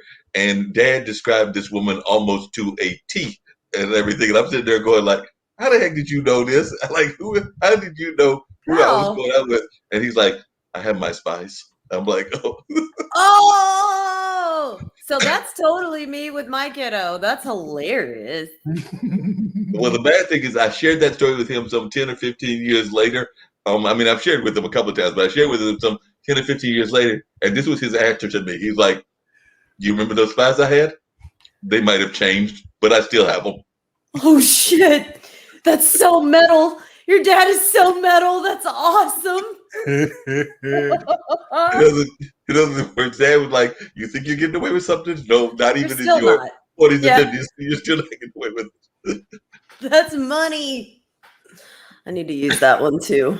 I have spies. Well, like my son, he just had prom this year, right? Or just got done with prom earlier, and he came back and we had videos that I knew stories. I was like, I know what happened, this, that, and the other. Or I was like, hey, did you get that out of your shirt? And he's like, how do you know what's going on? I didn't want to tell him that the teachers post on Facebook because that's way too easy. Like the kids don't look on Facebook anymore. So it's all the parents and teachers that posted stuff. So I wasn't going to tell him that. I was just like, I'm watching you. Watching. I know where you sleep. I just make it up. And I ride with it. I ride because I will sell it. Will you sell it even though? Because they never know. They never know. Do you know what I heard? You don't know. You know what? I can't believe I heard it. What'd you hear? We'll talk about it later. And you told me, but at some point, did they break down and did they just admit whatever it was that they shouldn't have done in the first place? It's the best. Exactly. There's no better way to do it, though. You just let them self-destruct because you can watch it. You can watch it in real time as it's happening. Just But like, you know- no, it's fine. You think about it because you know that I know, right? Yeah. But self-destruction, but we as people just in general, we self-destruct even in like our conversations with relationships and everything else, but we just have a tendency to do that. But the other thing is that after we self-destruct, we as people just in general, and I can definitely say children, I don't care what the age of the children, we also are very, we do stupid stuff after we self-destruct. Because I remember one time I self-destructed in front of, it was actually Dad again. I self-destructed in front of him. I think I was trying to get away with some lie and thought I had gotten away with the lie. And what's the last place you want to go to in your house after you've lied? If you've lied, and it was probably some minor lie, but after you've lied, there are parts of the house that you don't want to go into because at some point they're going to figure out that you lied. And that's what happened to me because I remember, I think I told whatever the fib was, and I'm like, Mother Nature decided to call it that same time. So I thought I had gotten away I with was the about lie. to say the bathroom. I That's got the away last with the place lie, would went it into be. the restroom, and while I was in the restroom is when Dad was processing what I said. So all of a sudden, as I'm finishing, I hear this knock on the door. And Cornered! You're You cornered! can't go anywhere. You can't even go out the window. you cannot go anywhere. You're just like, how big is that window? Is it big enough? There's no window. Now what? I'm You start toast. falling back on football training. You're like, all right, I got to plant my feet. Yeah. I'm gonna put my weight forward, right? And push with my hips so I can get through the door. Get through the door. Like, you just got to run at that point. You just got to hope.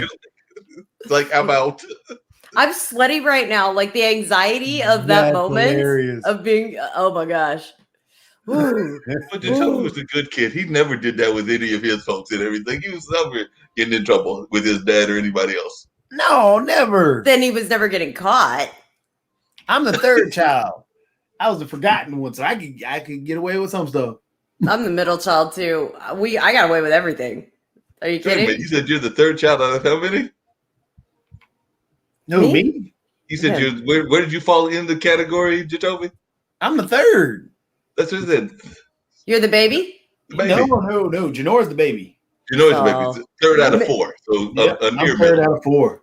See, he's a middle too. Yeah, because 2 and 3 would be middle.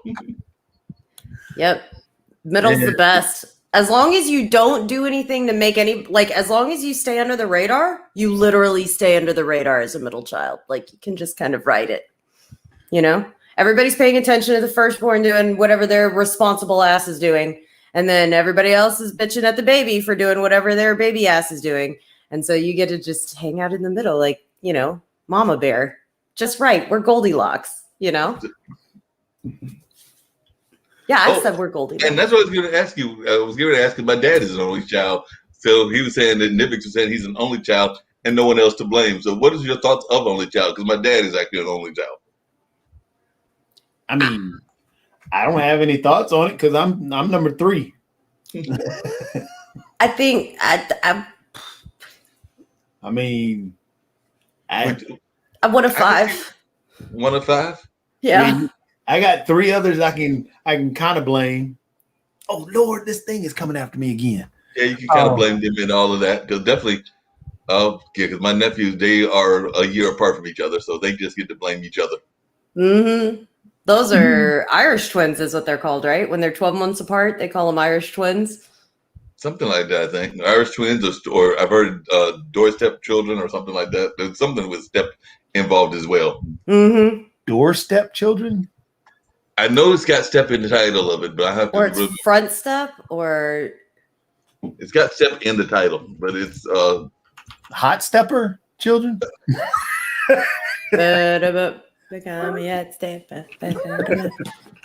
Excuse me, Mr. Officer. Now it's going to be in my head. Thank you. Thanks. Yes. You're welcome. I'm here to help. Uh-huh.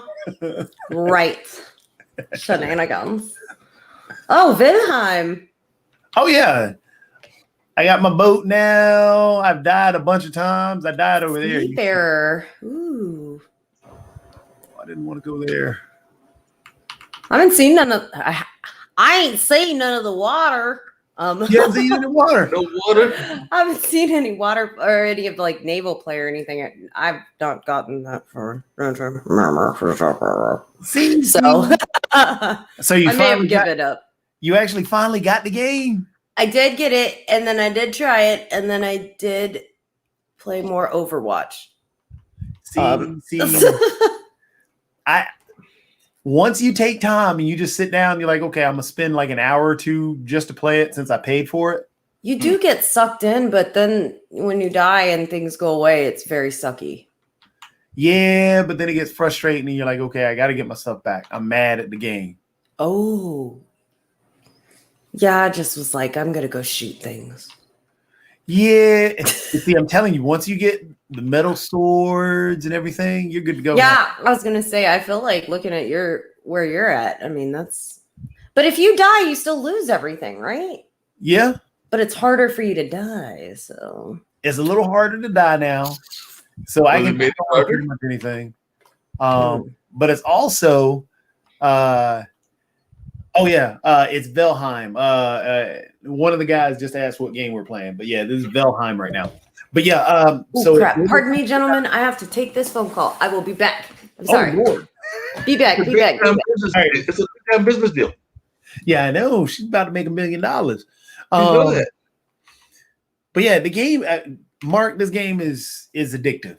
This game Valheim really gets to you after a while. I need to get those 10 deposits. But see, I found a store I can go to now, Mark. Uh-oh. I don't have to worry about these other guys. The other characters that used to kill me all the time.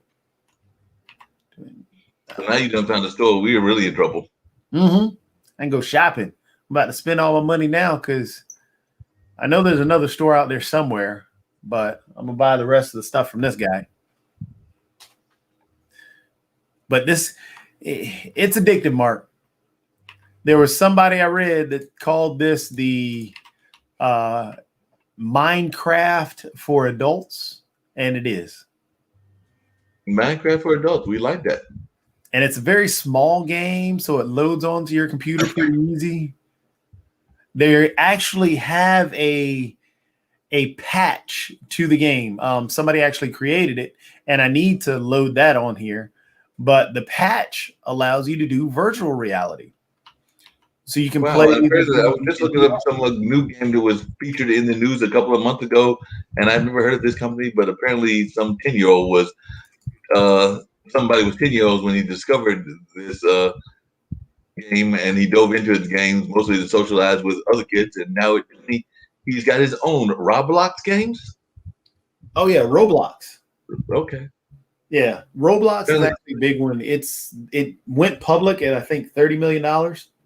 It says the couple who met on the app earned more than $49,000 in the past month from their action game Bad Business, because apparently he has his own game that he created with his girlfriend and everything. So he's got, and they're selling outfits and weapons players can use to make their characters look cooler and perform better. So, man, like I said, this young gentleman is only in his 20s and everything. But it says it paid its developers $328.7 million last year, up almost 200% from 2019.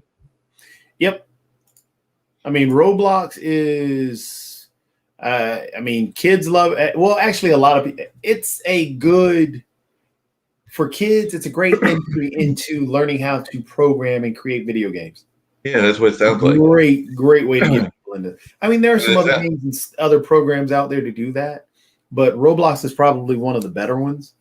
You can actually use Rocket League and learn programming as well. I mean, they've got some patches for Rocket League where you can learn how to have the cars do particular things or being the bots. So you can program the bots or bot cars. They actually have competitions and everything else for people to participate in creating those bots and having them do things. I mean, there's a lot of stuff out there, but yeah, Roblox is one of the great ones. I recommend Roblox to any parent and also really just anybody to just sit there and play. You're back. Did you make the $1 million deal? I wish. We decided it was $1 million deal that Sarah was going to make.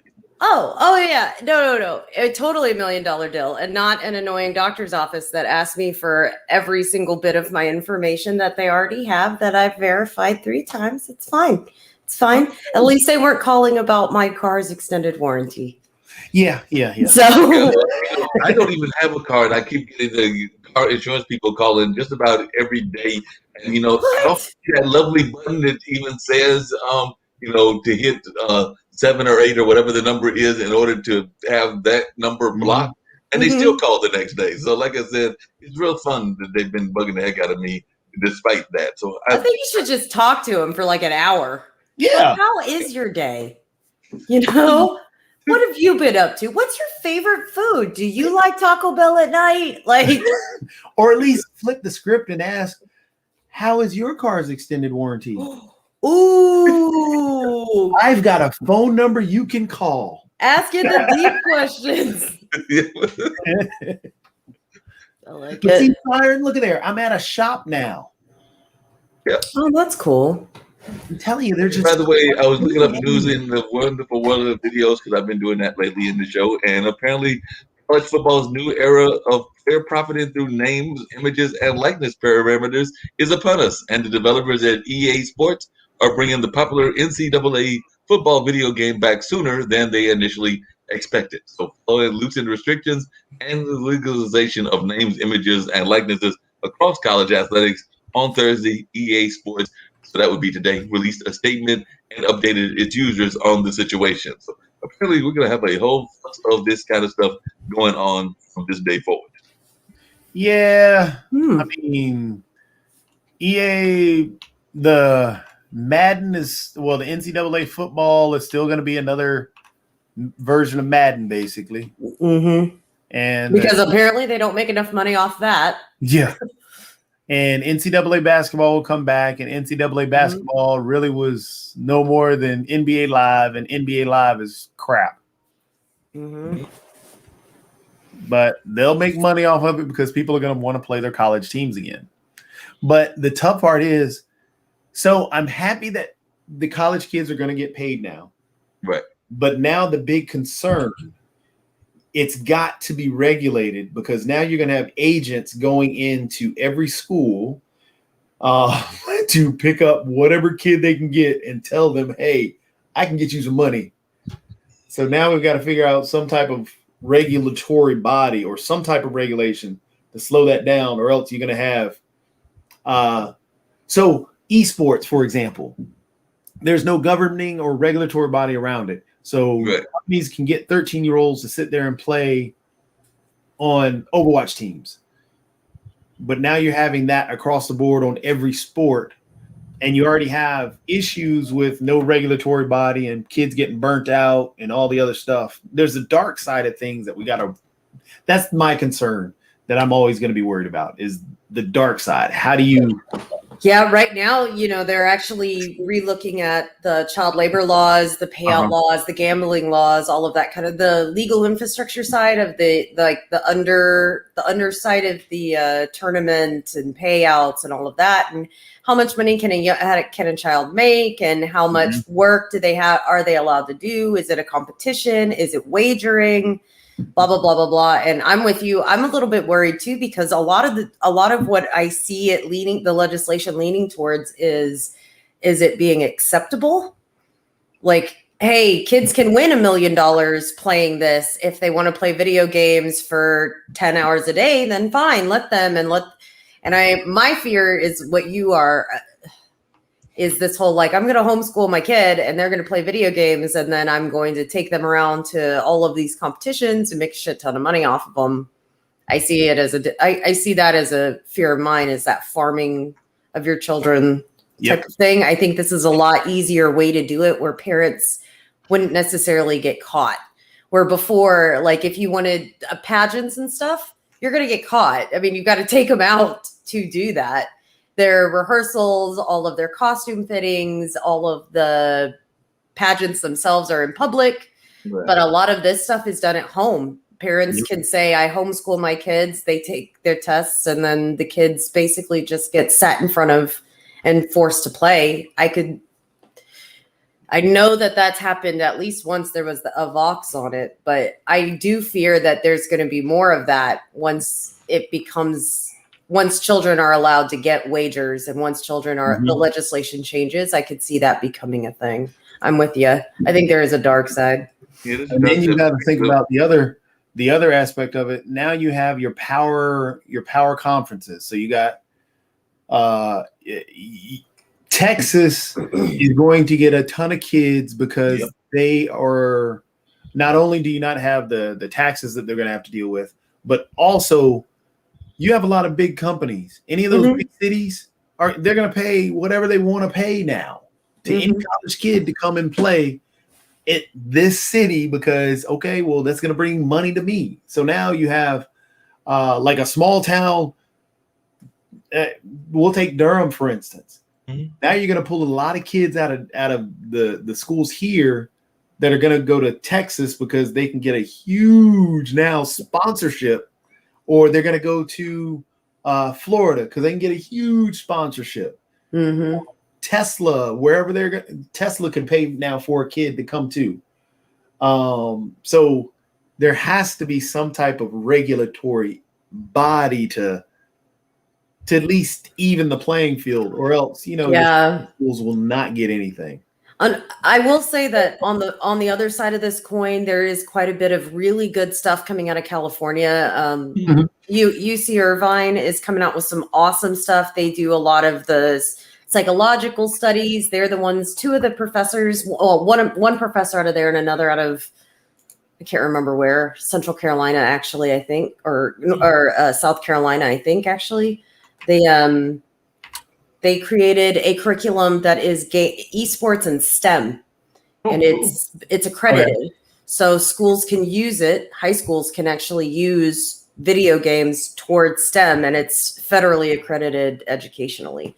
So, I mean, on the flip, it looks like there are good strides being made on the educational side and utilizing it in a way that is protective, and not just protective, but advancing and influential to kids. We just, my fear, like you were saying, is creating a regulatory body is not necessarily the most efficient way to do that. I really think that if you can bite it in the simplest way to do it is to say at 13 they're not eligible to make that money. Right. Period. That would make sense. So then guess what? All of that goes out of the window. It doesn't matter. You don't need a regulation body to say don't go to the schools. You don't need all of that shit. You can literally they're not going to do it because it's not worth it. That's my fear, is that they're not going to take the very simple out and say, no, you're not eligible. You're not, period. The kid, if you want to have the kid do it, fine, but they're not going to make money. I feel like that's an incentive enough for parents, I hope. No, I hope so. That's a good incentive. Toby, speaking of not worth it, what happens if a big company sues somebody and then the person can't pay? Because apparently that's what's going on as well. Because I'm looking at one of these news stories, and apparently Nintendo can't even get $50 a month from a sued ROM site that they went after. So they're complaining about that. But they're saying that they got $2.1 million in damages. Of course, everybody knows that Nintendo does Mario and a bunch of other things, but he can't even apparently get that money because Matthew Storman, who was the ROM Universe founder, and he's already missed a $50 monthly sanctions payment to the video game publisher. So, as they were saying, you can't get blood from a stone, and apparently you can't squeeze a relatively measly $50 payment out of a guy whose primary source of income was the video game ROM site that you sued into oblivion. So, definitely looks like they sued him into not being able to pay him, and now they can't collect their money. I don't feel bad for them. I don't even know where to, that's a nice little tidy circle in my mind. You want to be a jerk and you take take this dude's all of his stuff. Sorry, you don't get paid. Pity. I don't know. What a turd. I mean, yeah. I'm right along with Siren on that. I don't know. Nintendo can be just as nasty as EA sometimes, I think. Yeah, well, EA is just petty though. They are petty. But EA is not. Yeah, they're everything gross to me. They're petty. They have shady shady practices and. Ugh. Y'all ready for ads on your consoles? Because apparently that's coming up now too. Because they're saying that the other articles I'm seeing says that there are ads on YouTube, ads on Twitch, and ads when you're playing mobile games. But you know where there aren't ads? Console games. And apparently that's about to change because Axios, which is a magazine, reports that a company called Player One, described as a first of its kind in-game advertising platform, has signed deals with companies like EA and High Rise to try to bring TV style. EA, what a shock! Bring TV style commercials to their console games. Of course, because EA is the only one that really hasn't broken big into the rest of the gaming. They live off console. EA's damn near entire business model is built off console. Well, of course, they've got to figure out a way to get ads in. Why can't we just have Madden? So EA is, I mean, I'll admit, EA is bigger than just console because they've got they're one of the largest groups out there still. The tough part is, yeah, you're correct. They feed off of people. They're the ones that. No, if you look at their revenue every month. If you look at the revenue every month, it's all microtransaction. I think 70-something% of it's from console. So I mean, most of their business comes from that microtransaction crap.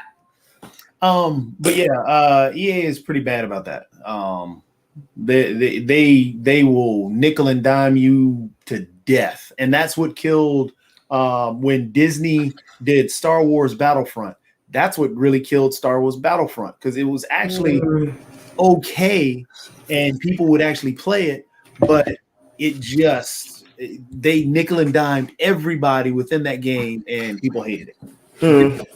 Well, But actually Mark, hold on real quick, because somebody just put up this. And this is actually a great topic that's going off in the chat, and it was something that we were just talking about. This is what we do. This is what Cedo Gaming does, is gaming and education. Yeah. And so he was saying that, of course, he was saying video games have nothing to do with education. Then he then said technological education is different from video game education. Correct. Video game education is not necessarily a thing. I'm not teaching people about video games. However, video games are, for lack of better terms, the perfect gateway drug. Right. When you have more children that are signing up for Atlanta FaZe than for UCLA, there's an issue. So how do we get kids to understand what that education is actually for? The biggest thing is it's all about perspective. It's all about understanding like the full picture, right? It's all macro. Everybody sees these as individual things. Gaming world, gaming business, gaming economy, different from technology, from computers, from GPUs, from all of that. They're not necessarily.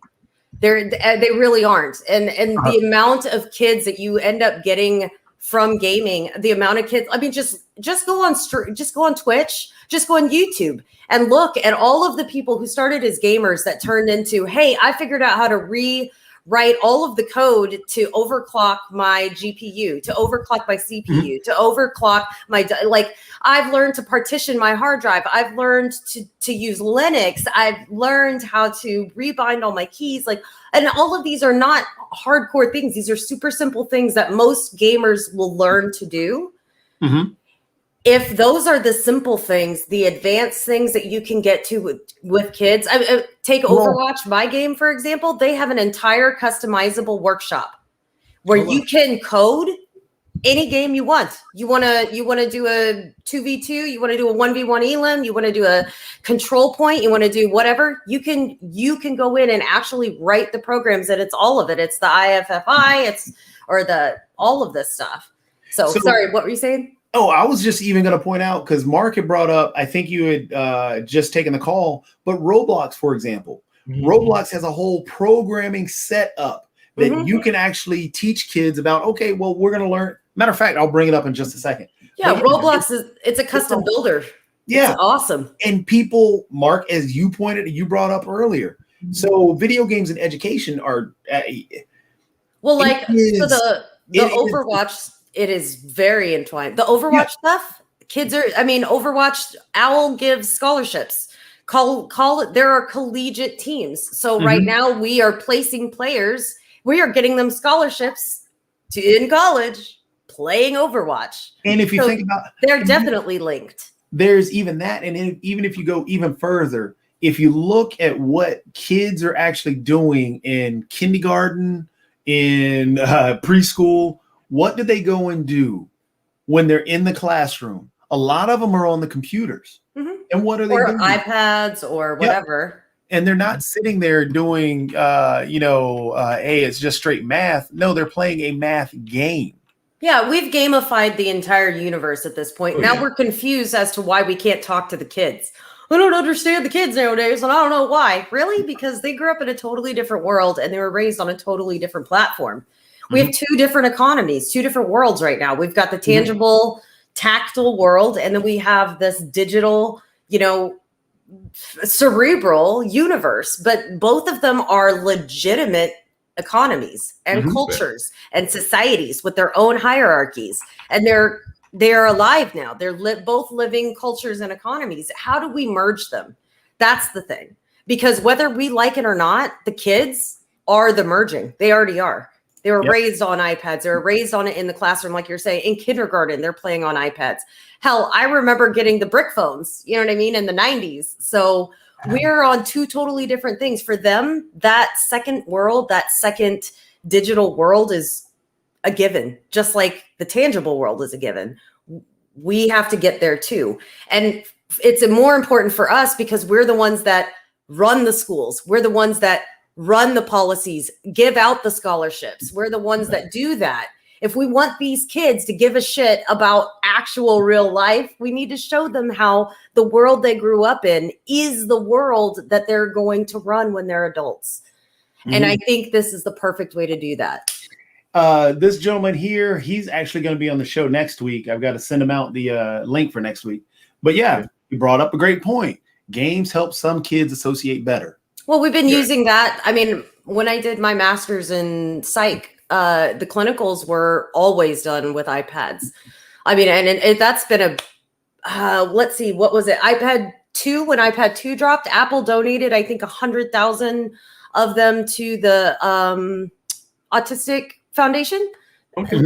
We've known for a long time that games are a great way, a great use of therapy, a great way to communicate with a lot of other states, I would say, mental states, because nothing's wrong with them. They're just different, wired differently.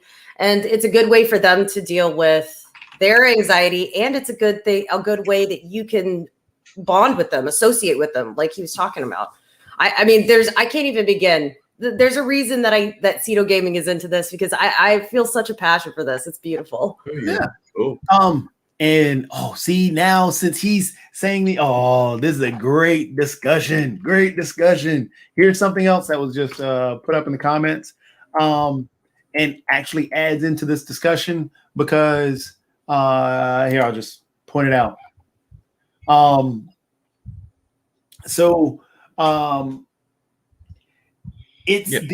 I feel that this is kind of the older view of what games are. I would agree with that. Yeah.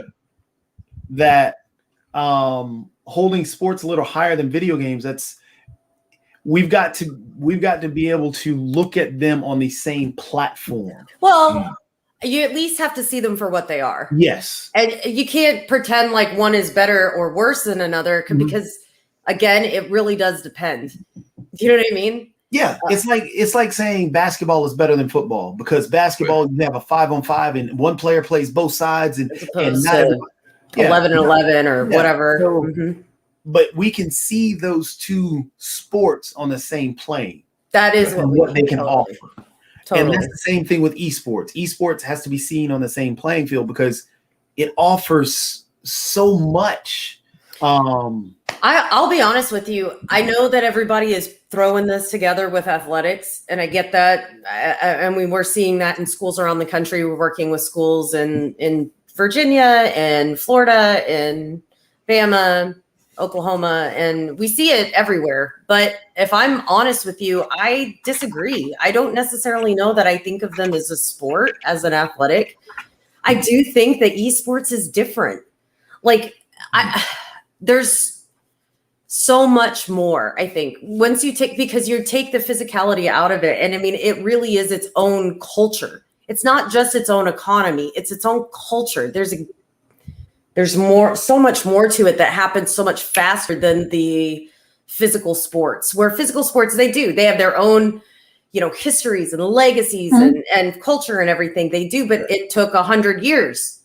This is 5 years, and these games have culture. I mean, we're talking, it's so accelerated. It's such a different, massive scale, I feel like. And I think that's where I'm saying that we have to be able to see them on that same plane. How the only difference, sports has their own culture. Baseball has its culture. Basketball has its culture. So does esports. Mm-hmm. The only major difference, however, VR is starting to change it, is that physical aspect of things. Well, ironically, they're finding, there's quite a few studies done that have been corroborated and peer reviewed, talking about how video games actually do help with quite a bit of your mental stability, your fine motor tuning, dexterity, problem solving, reasoning hierarchy. I mean, there's actually quite a bit of studies. So in my mind, when he was like, oh, I put it higher because it's physical or whatever, I'm thinking, what is it though that you're considering more important? Is it your mental agility and ability to continue to think and use your fine tuning, or is it that you can lift a rock? Yeah. Because to me, I think they're both important. Yep. But you know what I mean? I think you can say that they're both important though without saying, you know what I mean? I'm with you. I like where your mind is. They're unequal. I get it now. They're equal. Yeah. And see, it's just, that's why I think, like I said, it's that is a huge barrier that we're trying to get through. Mm-hmm. Very much so. But it's understandable. Again, I think it's new, and hell, you and I are on the same page. We just spent 5 minutes trying to figure out we were on the same page. So I think I get it. I'm there. I like that he brought it up, though. I think that's great, and I'm super excited we got to talk about it because now I feel like I even understand my point better. They're actually still going off in the Twitch chat about it right now. Yeah, it's a good thing. We like these kind of conversations. I've actually just seen an article that came out a few years ago that was actually arguing what both of y'all have been saying, which is that even in the sports world, they're tying in video games and everything, because they were talking about how the billion-dollar gaming industry has been used as the next frontier in what they call sports science. So they were saying that the search for the next LeBron James may one day actually involve playing a video game. And in some facts, there's actually some virtual reality stuff that's going on in parts of the world that's already doing that. So they're actually studying some of the ways that the next LeBron James or the next Tom Brady might be out there, and they're using some of the video games to test their abilities. Well, here's something for you. This is how cool gaming is in my mind, and how real world applicable this is. There was a WoW patch where basically they had this. They added a new boss that had poison blood. Okay, so whatever it got on you, it would take like I think 800 damage, 800 to 1100 damage initially, and then it took like 20 damage or 100 damage every second over time. Now the kicker is this thing was contagious, so you go in, you get infected, and you get out of the infected area, and you can infect for a certain amount of time. They added a fail-safe in WoW saying, hey, once you're out of the affected area, you're no longer contagious. So you can't like continue to infect and reinfect each other, and it's not supposed to spread, right? Yeah. Loophole found real quick. If you send in your familiar and they get the contagion and you die and you're out of the circle and you recall them, they're still infected. And so they will infect you, and you can go infect. And so they were having like huge issues, and Blizzard took forever to get to it, right? And didn't really take care of it. People started purposefully infecting cities. They were going to cities and they were taking their familiars and purposefully infecting and reinfecting each other to try and spread it around.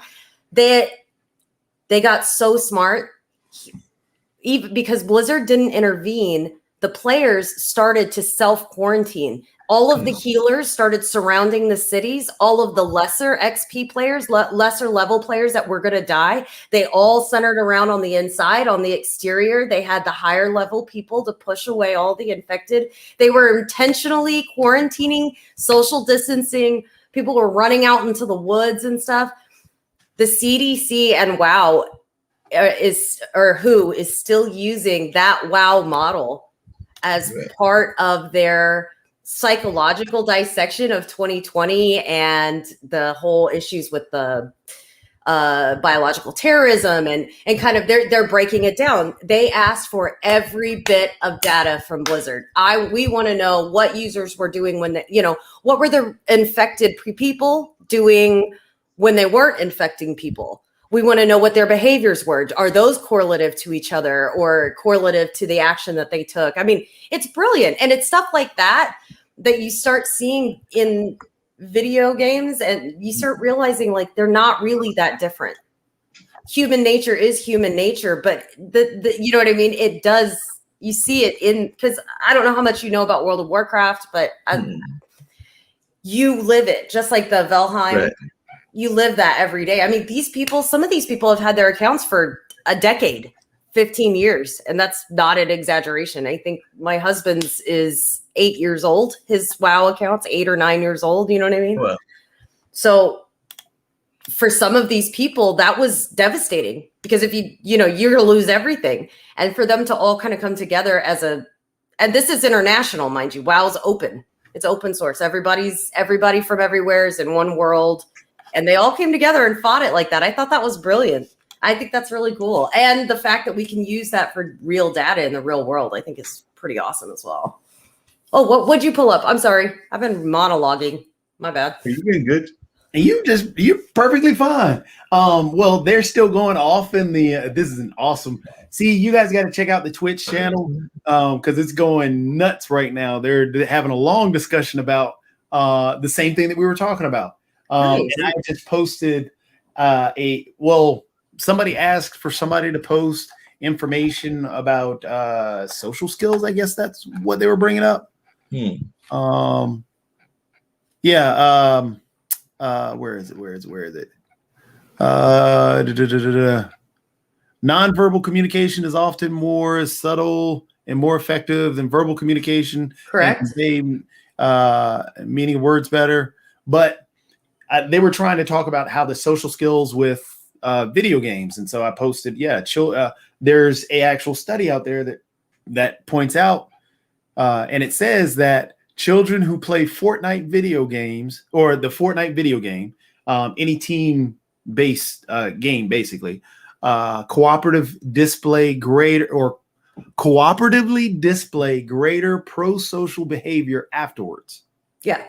So at least in my clinicals and developmental, when I did mine, that is something that we actually made them do. There's a reason that you do team building for synergy at work. Mm-hmm. It doesn't matter if it is virtual or physical. It genuinely doesn't. Your brain does not know the difference. I'm not just making that up. It actually doesn't matter. All that matters is that it is challenging. The risk of failure is real. Failing has a repercussion, and it is attained together. That's the only thing that matters. It doesn't matter what it is. It doesn't matter where it is. And it doesn't matter how you get it done. So that is 100% valid and corroborated through like years of science. Mm-hmm.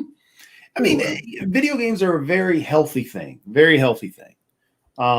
It's just, again, that stigma around gaming, the views that it just doesn't do this or it just doesn't do that.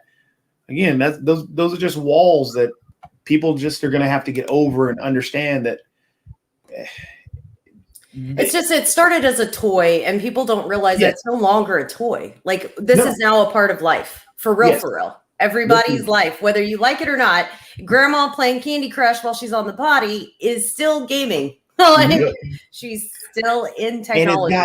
And it's got so much education behind it. I mean, Fortnite, you've got kids making millions, not even playing the game, but building worlds and building maps. Yep, building maps and everything else. And then you got it tied into other things. Like on one of the other articles I had seen was just talking about the top 5 video games that are out there based on movies. And part of that was because of Space Jam, because now there's the version of Space Jam as well. So, and that just got released, the Space Jam Legacy, but they were putting out some of the other movies that are out there now that have video games associated with them, including Warriors, which I don't know what that game is about, but King Kong, which is definitely Warriors is a TV show on HBO. Okay. Warriors is a great show. Oh, it's a great show. I have to check it out. And then King Kong, The Lord of the Rings, The Return of the King. Number 2 was Spider-Man 2, and number 1 was GoldenEye 007. Oh, GoldenEye! Yeah. Oh man, everyone is there anyone that like classic gaming that doesn't like GoldenEye? Jatovi, can you think of anyone? I don't know anyone. Like, no. I feel like that's one of those ones you can walk into a room of old gamers and go, GoldenEye? Well, and everybody's like, GoldenEye! Well, there's that, and because everybody remembers that freaking golden gun. Yeah. Oh, yeah. I'm pretty sure that's where Overwatch got that from. And I'm pretty sure that's why I want it so bad. Oh, yeah. Oh, yeah. Totally. Oh, man. GoldenEye. Solid. Classic. I love it. What were we talking about? Sorry. I got sidetracked. Oh, sorry, I got thrown in that. How's the Twitch going? Everybody's it's still going. It's still going. They're still chit-chatting and stuff.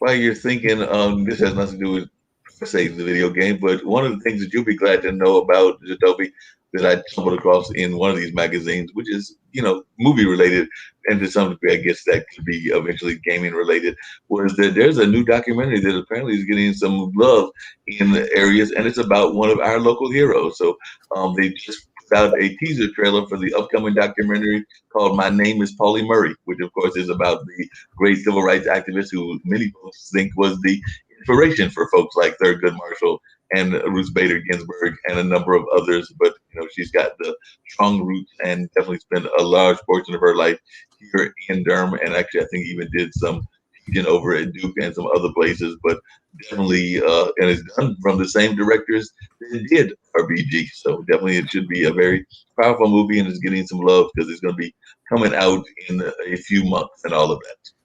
Ooh, cool. Oh, very nice. I have so much jealousy in my heart for you. Like, I don't know how you get on these panels to watch these and get to do this stuff.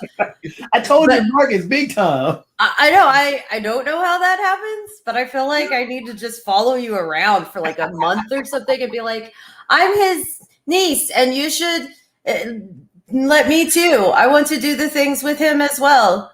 I'm his shadow. Nobody notices. I don't know. Speaking of shadows, you will get a kick out of this, Jacoby. You had the pleasure because I invited you, and I'm going to invite Siren one of these weeks as well because I've got some friends that do these live streams, including my good friend Brian that does his Voice Your Vibes, and he does one on Saturdays as well. So he does one on Wednesdays, he does one on Saturdays. So I might actually send you the link for the one on Saturday, Siren, but it's basically all about positivity. I had Jacoby come into one of them, but they have a theme song because I told them about a blues song that I love called Mr. Sexy Man. So the joke is that they're literally going to start walking around with boom boxes behind me with that song blaring. Yes. So it's like you can just visualize somebody walking down the street and the song kind of like playing in the background. But I want it to be one of the a legit boombox. I'm talking right, legit boombox. Oh right. yeah, yes. You got to pick it out. Check the badges. I like it. As long as Mark, I just want Mark to have the two giant rings. Love. Oh yes. Love and hate, or Love and hate. You know what I mean? Mm-hmm.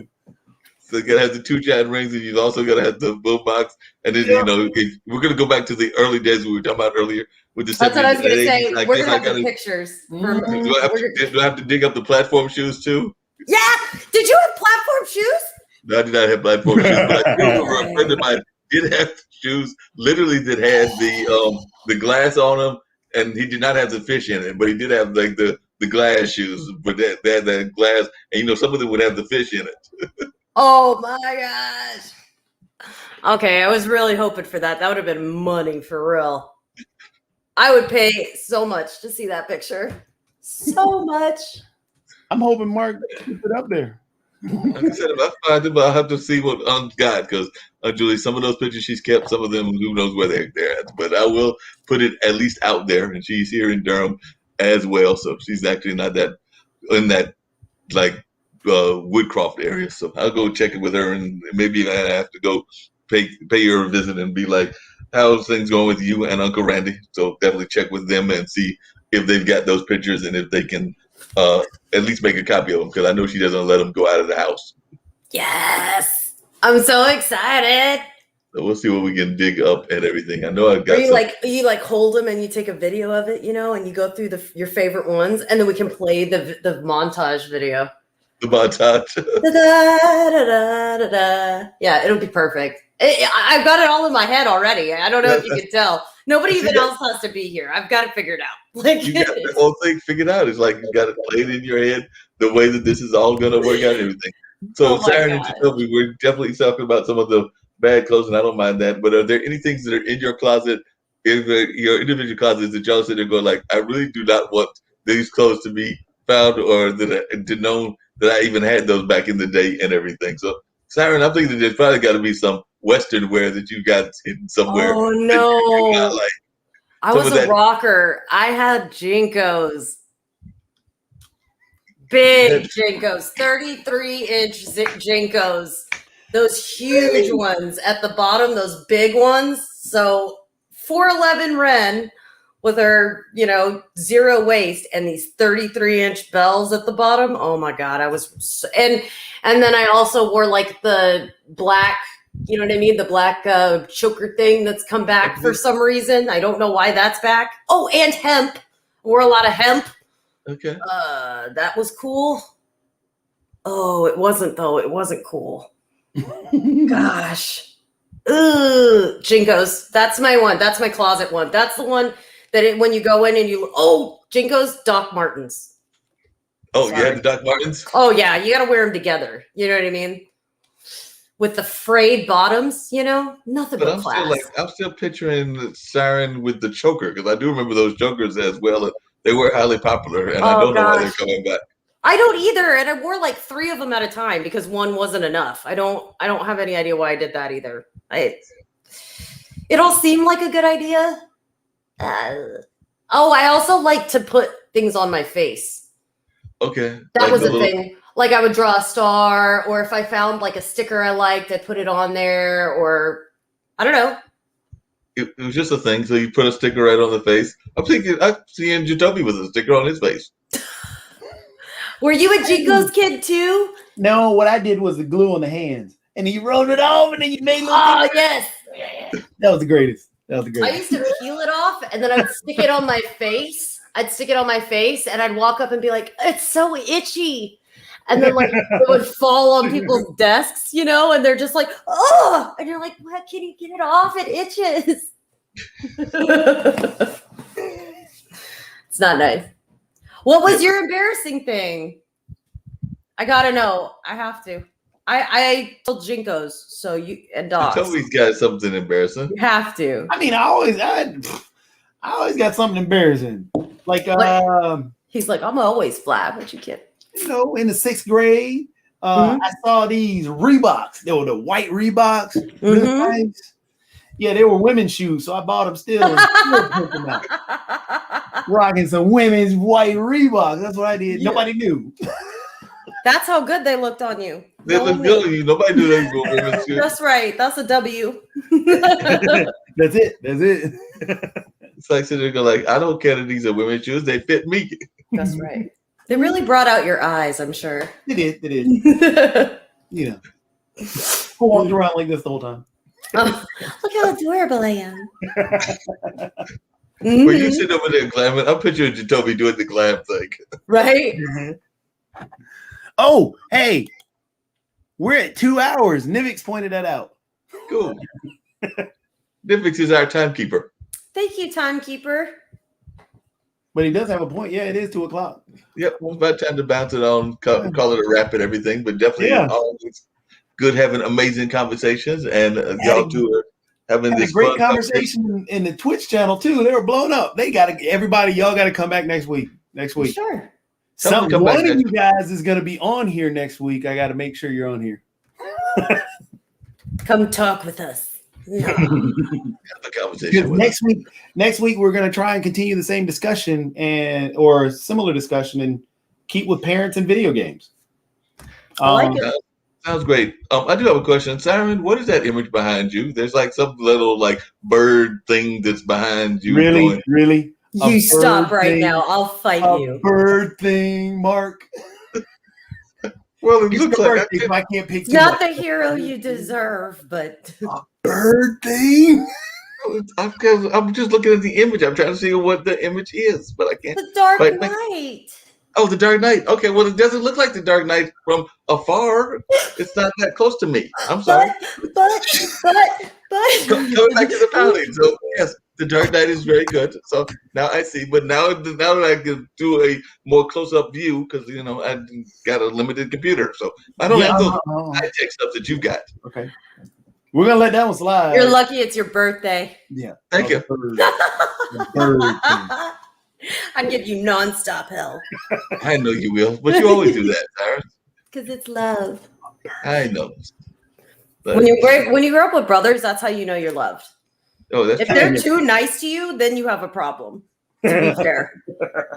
Like, why are you being nice to me? Did you just bring me something? Why did you tell me I'm pretty? Am I dying? Like, Yeah, but I mean, you grew up with brothers, but I'm sure that they were also the ones, because I've even had it happen in my adult years and everything with friends. Not so, because I only got my younger brother, but I'm sure that they were also the ones before you got married that were sitting there trying to do the setup thing. Because I know even to this day, I've got friends that try to do the setup thing with me in my now late 50s. They're like, "Yeah, I know just the perfect person for you." And I'm like, "Oh, well, why tell is me, that?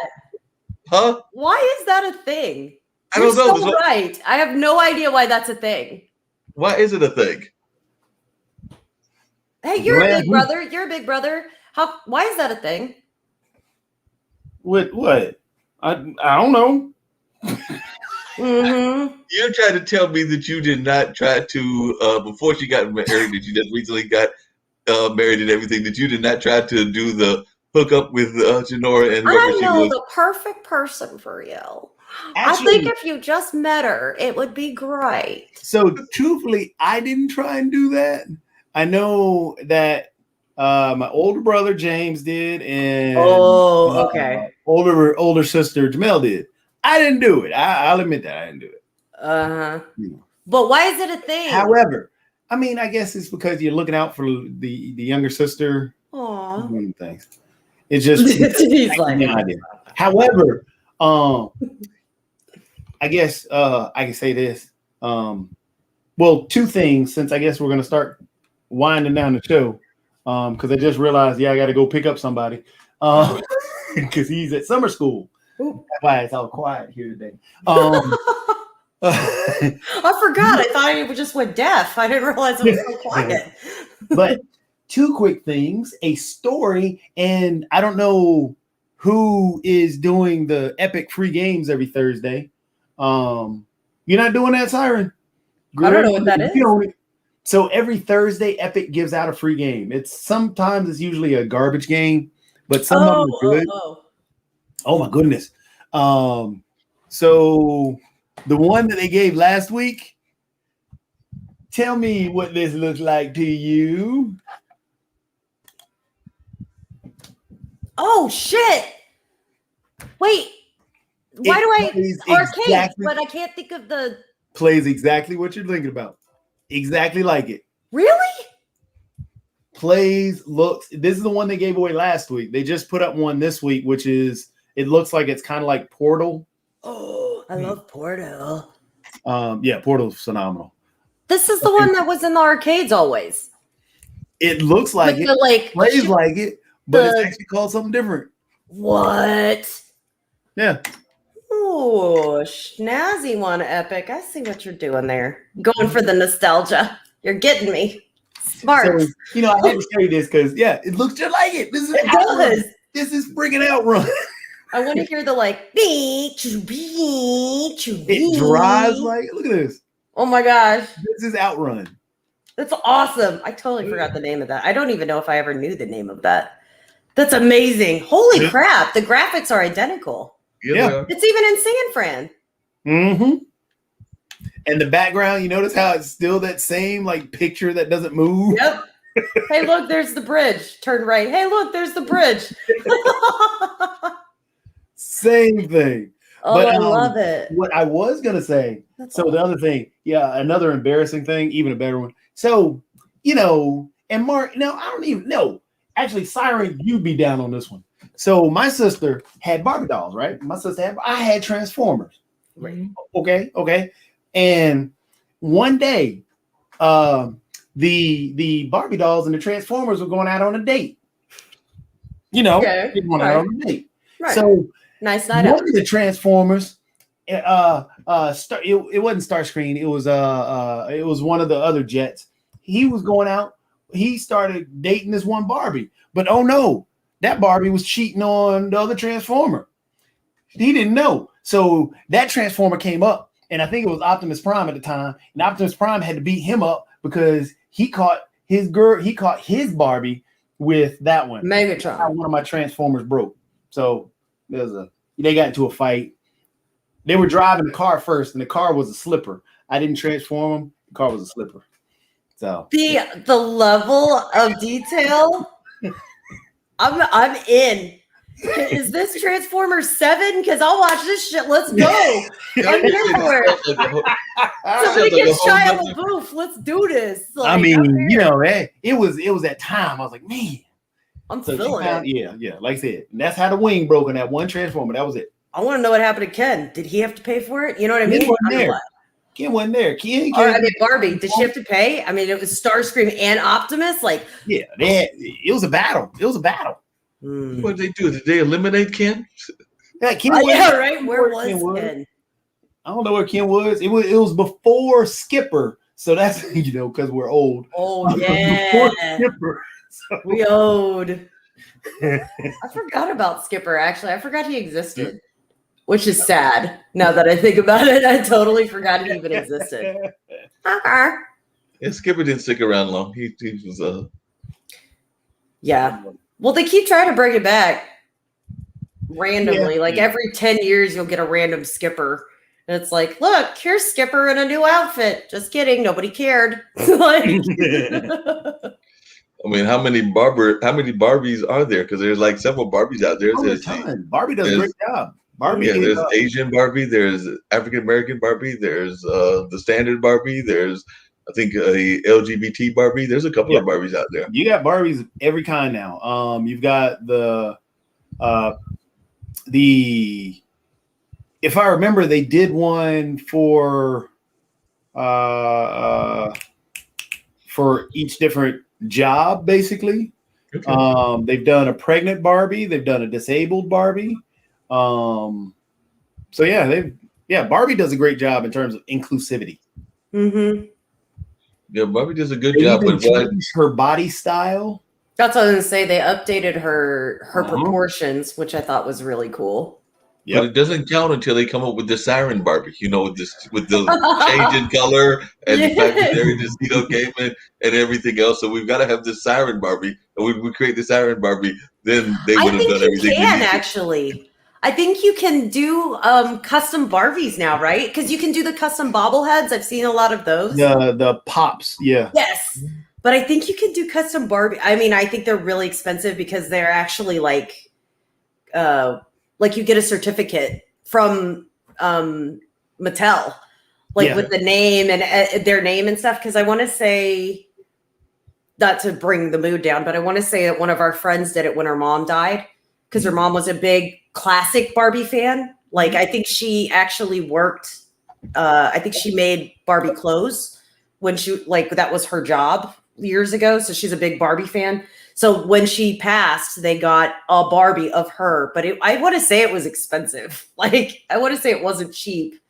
The whole Barbie world is no joke. I remember this was probably almost a decade ago, but I remember talking to a young lady that was in the dating pool and everything, and she was a Barbie collector as an adult. Yeah. And I remember that she had like she described it because, she had adult kids. So we never got to that point that I actually got to see the house where it was, but she described it. And she was telling me like one room was nothing but a Barbie room. That's how much she was into collecting. Yeah, there's a ton of people like that. No kidding. Okay, I got 10 minutes, but I got split. I'm sorry. I mean, since we got 10 minutes, we'll go ahead and close the show. We'll do that. Yeah. Oh, by the way, see, these are the games coming up for next week. So let me pull that up to the big one. There you go. But yeah. Invisible Man. So this one is Spectrum that they're giving away this week. Then they've got Walking Dead and Ironcast. Yeah. I've never heard of any of these. Some of them, I mean, that's how I got Grand Theft Auto for free. What? So you just go to the website. Do you just go to the website? Because I see they got a football game as well. But do you just go to the website and they're there every Thursday, or how does this work? I use the launcher. So yeah, you have to use the launcher or the Epic client. Yeah. But yeah, you use the launcher and you download them there. That's awesome. Ooh. I didn't even know they were doing that, so now I'm gonna have to go look. Yeah. And that's why you never go on Steam to search and see what Steam has for free. I do not have Steam. I'm afraid. Honestly, I feel like that's the can of worms that I won't be able to undo. I'm not 100% sure. Woman, you get Steam. I know. Everyone with their dog is like, yeah. I don't know. I'm so afraid because I might have a little bit of an issue with hyper focusing, and I have a feeling that so the one time I've played on Steam, I was on my son's computer, and I was like, he was like, hey, play the aimbot game, and you can practice your aim while you're just chilling. The aimbot game, that's a trip. Yeah. So I was like, sweet. So 5 hours later, 5 hours later, realized I have to go to the bathroom, hadn't eaten, hadn't done anything, and I hadn't even messed with the other game. So I was like, okay, I'm done with the aimbot thing. I'm just going to go through real quick after I go to the bathroom, just look and see what else there is, just to get an inventory. 4 hours later. But I have not gotten into that. Workday. I have not gotten into that game mentality of playing the games that long. Probably I could do didn't. that and everything. But as I've told folks on this platform and other platforms here as part of the network, I recently got into the whole social media aspect of Clubhouse, and I've done that same thing. I've gotten into some of those rooms, had some of those great discussions. You're sitting there, you're listening and everything, and then all of a sudden you look at the clock and it's like, holy shit, it's 3:30. Yeah, I'm how supposed to the be up hell? at 6 or 7. Yeah, exactly. Wait a second. Have you played Team Fortress 2, Siren? Mm-mm. What?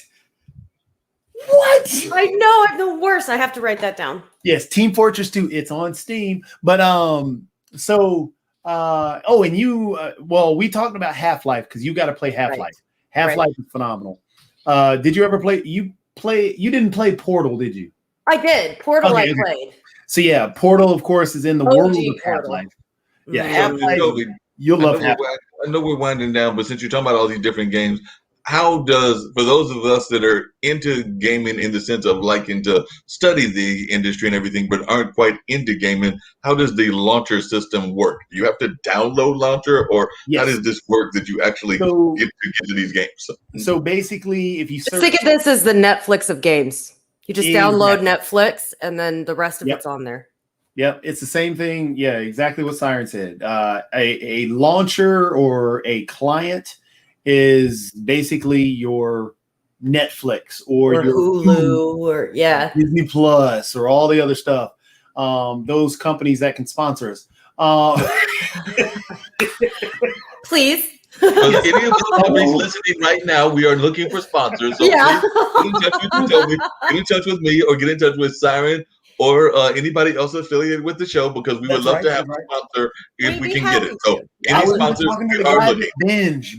Hey, Binge, we would love to be sponsored. Shameless plug. Shameless plug. Shameless. So yeah, you go to Steam. I think it's steam.com. You download Steam, you load the client or the launcher, it loads in, and then you can go through their store and look at all the games. Right here, if you do their free-to-play section, there are currently in their top sellers 471 free-to-play games. And there's really cool stuff in there. Like I was talking about that aimbot one. Like that's a game that there's no story or anything, but sometimes it's fun just to mindlessly click things. Mm-hmm. As weird as, like, my dad plays the aimbot game. When he's stressed at work, he'll play it. He'll pull it up and he'll go online. He does the online one on the thing. Mm-hmm. And he'll just do it for like 10, 15 minutes as a way to just kind of relieve stress. It's like, he says it's like popping a bubble wrap, but on the computer. So, nice. I mean, some of these, that's what I was saying, is some of these that, like, Mark, you're not big into games, but some of it is kind of nice just for stress relieving, where it's like mindless, just repetitive, nice, like a way to wash your brain give it a nice Right. little whitewash. Mhm. And there are a ton of, so Steam is one of your older ones. So if you think about all the movie show or the TV show launches Hosting. that are out there, how Netflix is honestly the elder of the whole bunch. It's the OG, right? DVDs. That is Steam. Mhm. So Netflix has the most content that you could find on any video game or any video with TV shows. I mean, you're not talking about YouTubes and all the other things, but the actual clients and Right. stuff. Yeah, Steam actual is the same thing. Steam has the most content that you can find. But They there also- are other ones. Yeah, there are other ones. There's Origin. Origin is EA. Mhm. You have League of Legends has their own. Matter of fact, you have to go to League of Legends. Roblox has their own. Roblox basically is, though, to be fair, Roblox kind of is its own Steam. Yes. Because Roblox has its own suite of Mhm. other mini games and stuff Yep. too. So it kind of reminds me of like if Minecraft and Steam had a baby, it'd be Roblox. Is it Roblox? Okay. True. Nice Yeah, analogy there and everything.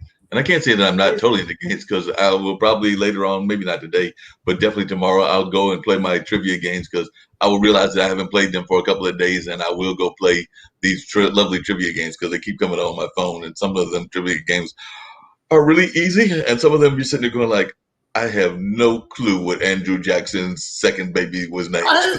I love Yeah. trivia. We should do trivia sometime on the show. We should play a game or That'd be something fun. together on the show. Yes, we're gonna do it. We're gonna do We're it. gonna do I it. love Matter of it. fact, there's a trivia game. There are a bunch of trivia games that we could play. Let's do Yeah. it. What is Let's it? do Jack in the sometime. Box, I think it is. Oh, that one is crazy. So My son made me play that one on the TV. if I remember, Jack in the Box came from a game that I used to love, which was called You Don't Know Jack. Oh! And Yes, I remember that. Oh my gosh. Thank you. and You Don't Know Jack was my favorite. Oh my gosh. I was trying to tell my son. I was like, I know this. Like we used to play something like this. I couldn't. Damn. Wow. You just made it seem so simple. And it's been bugging me for about a month and a half. So that's cool. It's great. But yeah, if I were to recommend anything for anybody who has a computer that wants to slowly just play games, I mean, outside of using your phone, download Steam. Steam gives you the most options because you can do a lot of free to play stuff. Yeah. Then I do, then I would add in Epic, do that Epic client. Then I would add in your Origins and everything else because now you're getting into having to pay money. Like Origin, you're having to pay for. I would say Origin is, I don't think they're going to have anything free. Mm-mm. They're going to pay Epic for does, everything. But That's Epic nice doesn't that have- Epic does. Blizzard does not. No. Oh, I Blizzard will doesn't. say that right now, everything is half price for Blizzard. Oh, really? I'm talking across the board. WoW, Diablo, Overwatch, everything. They're having their summer sale.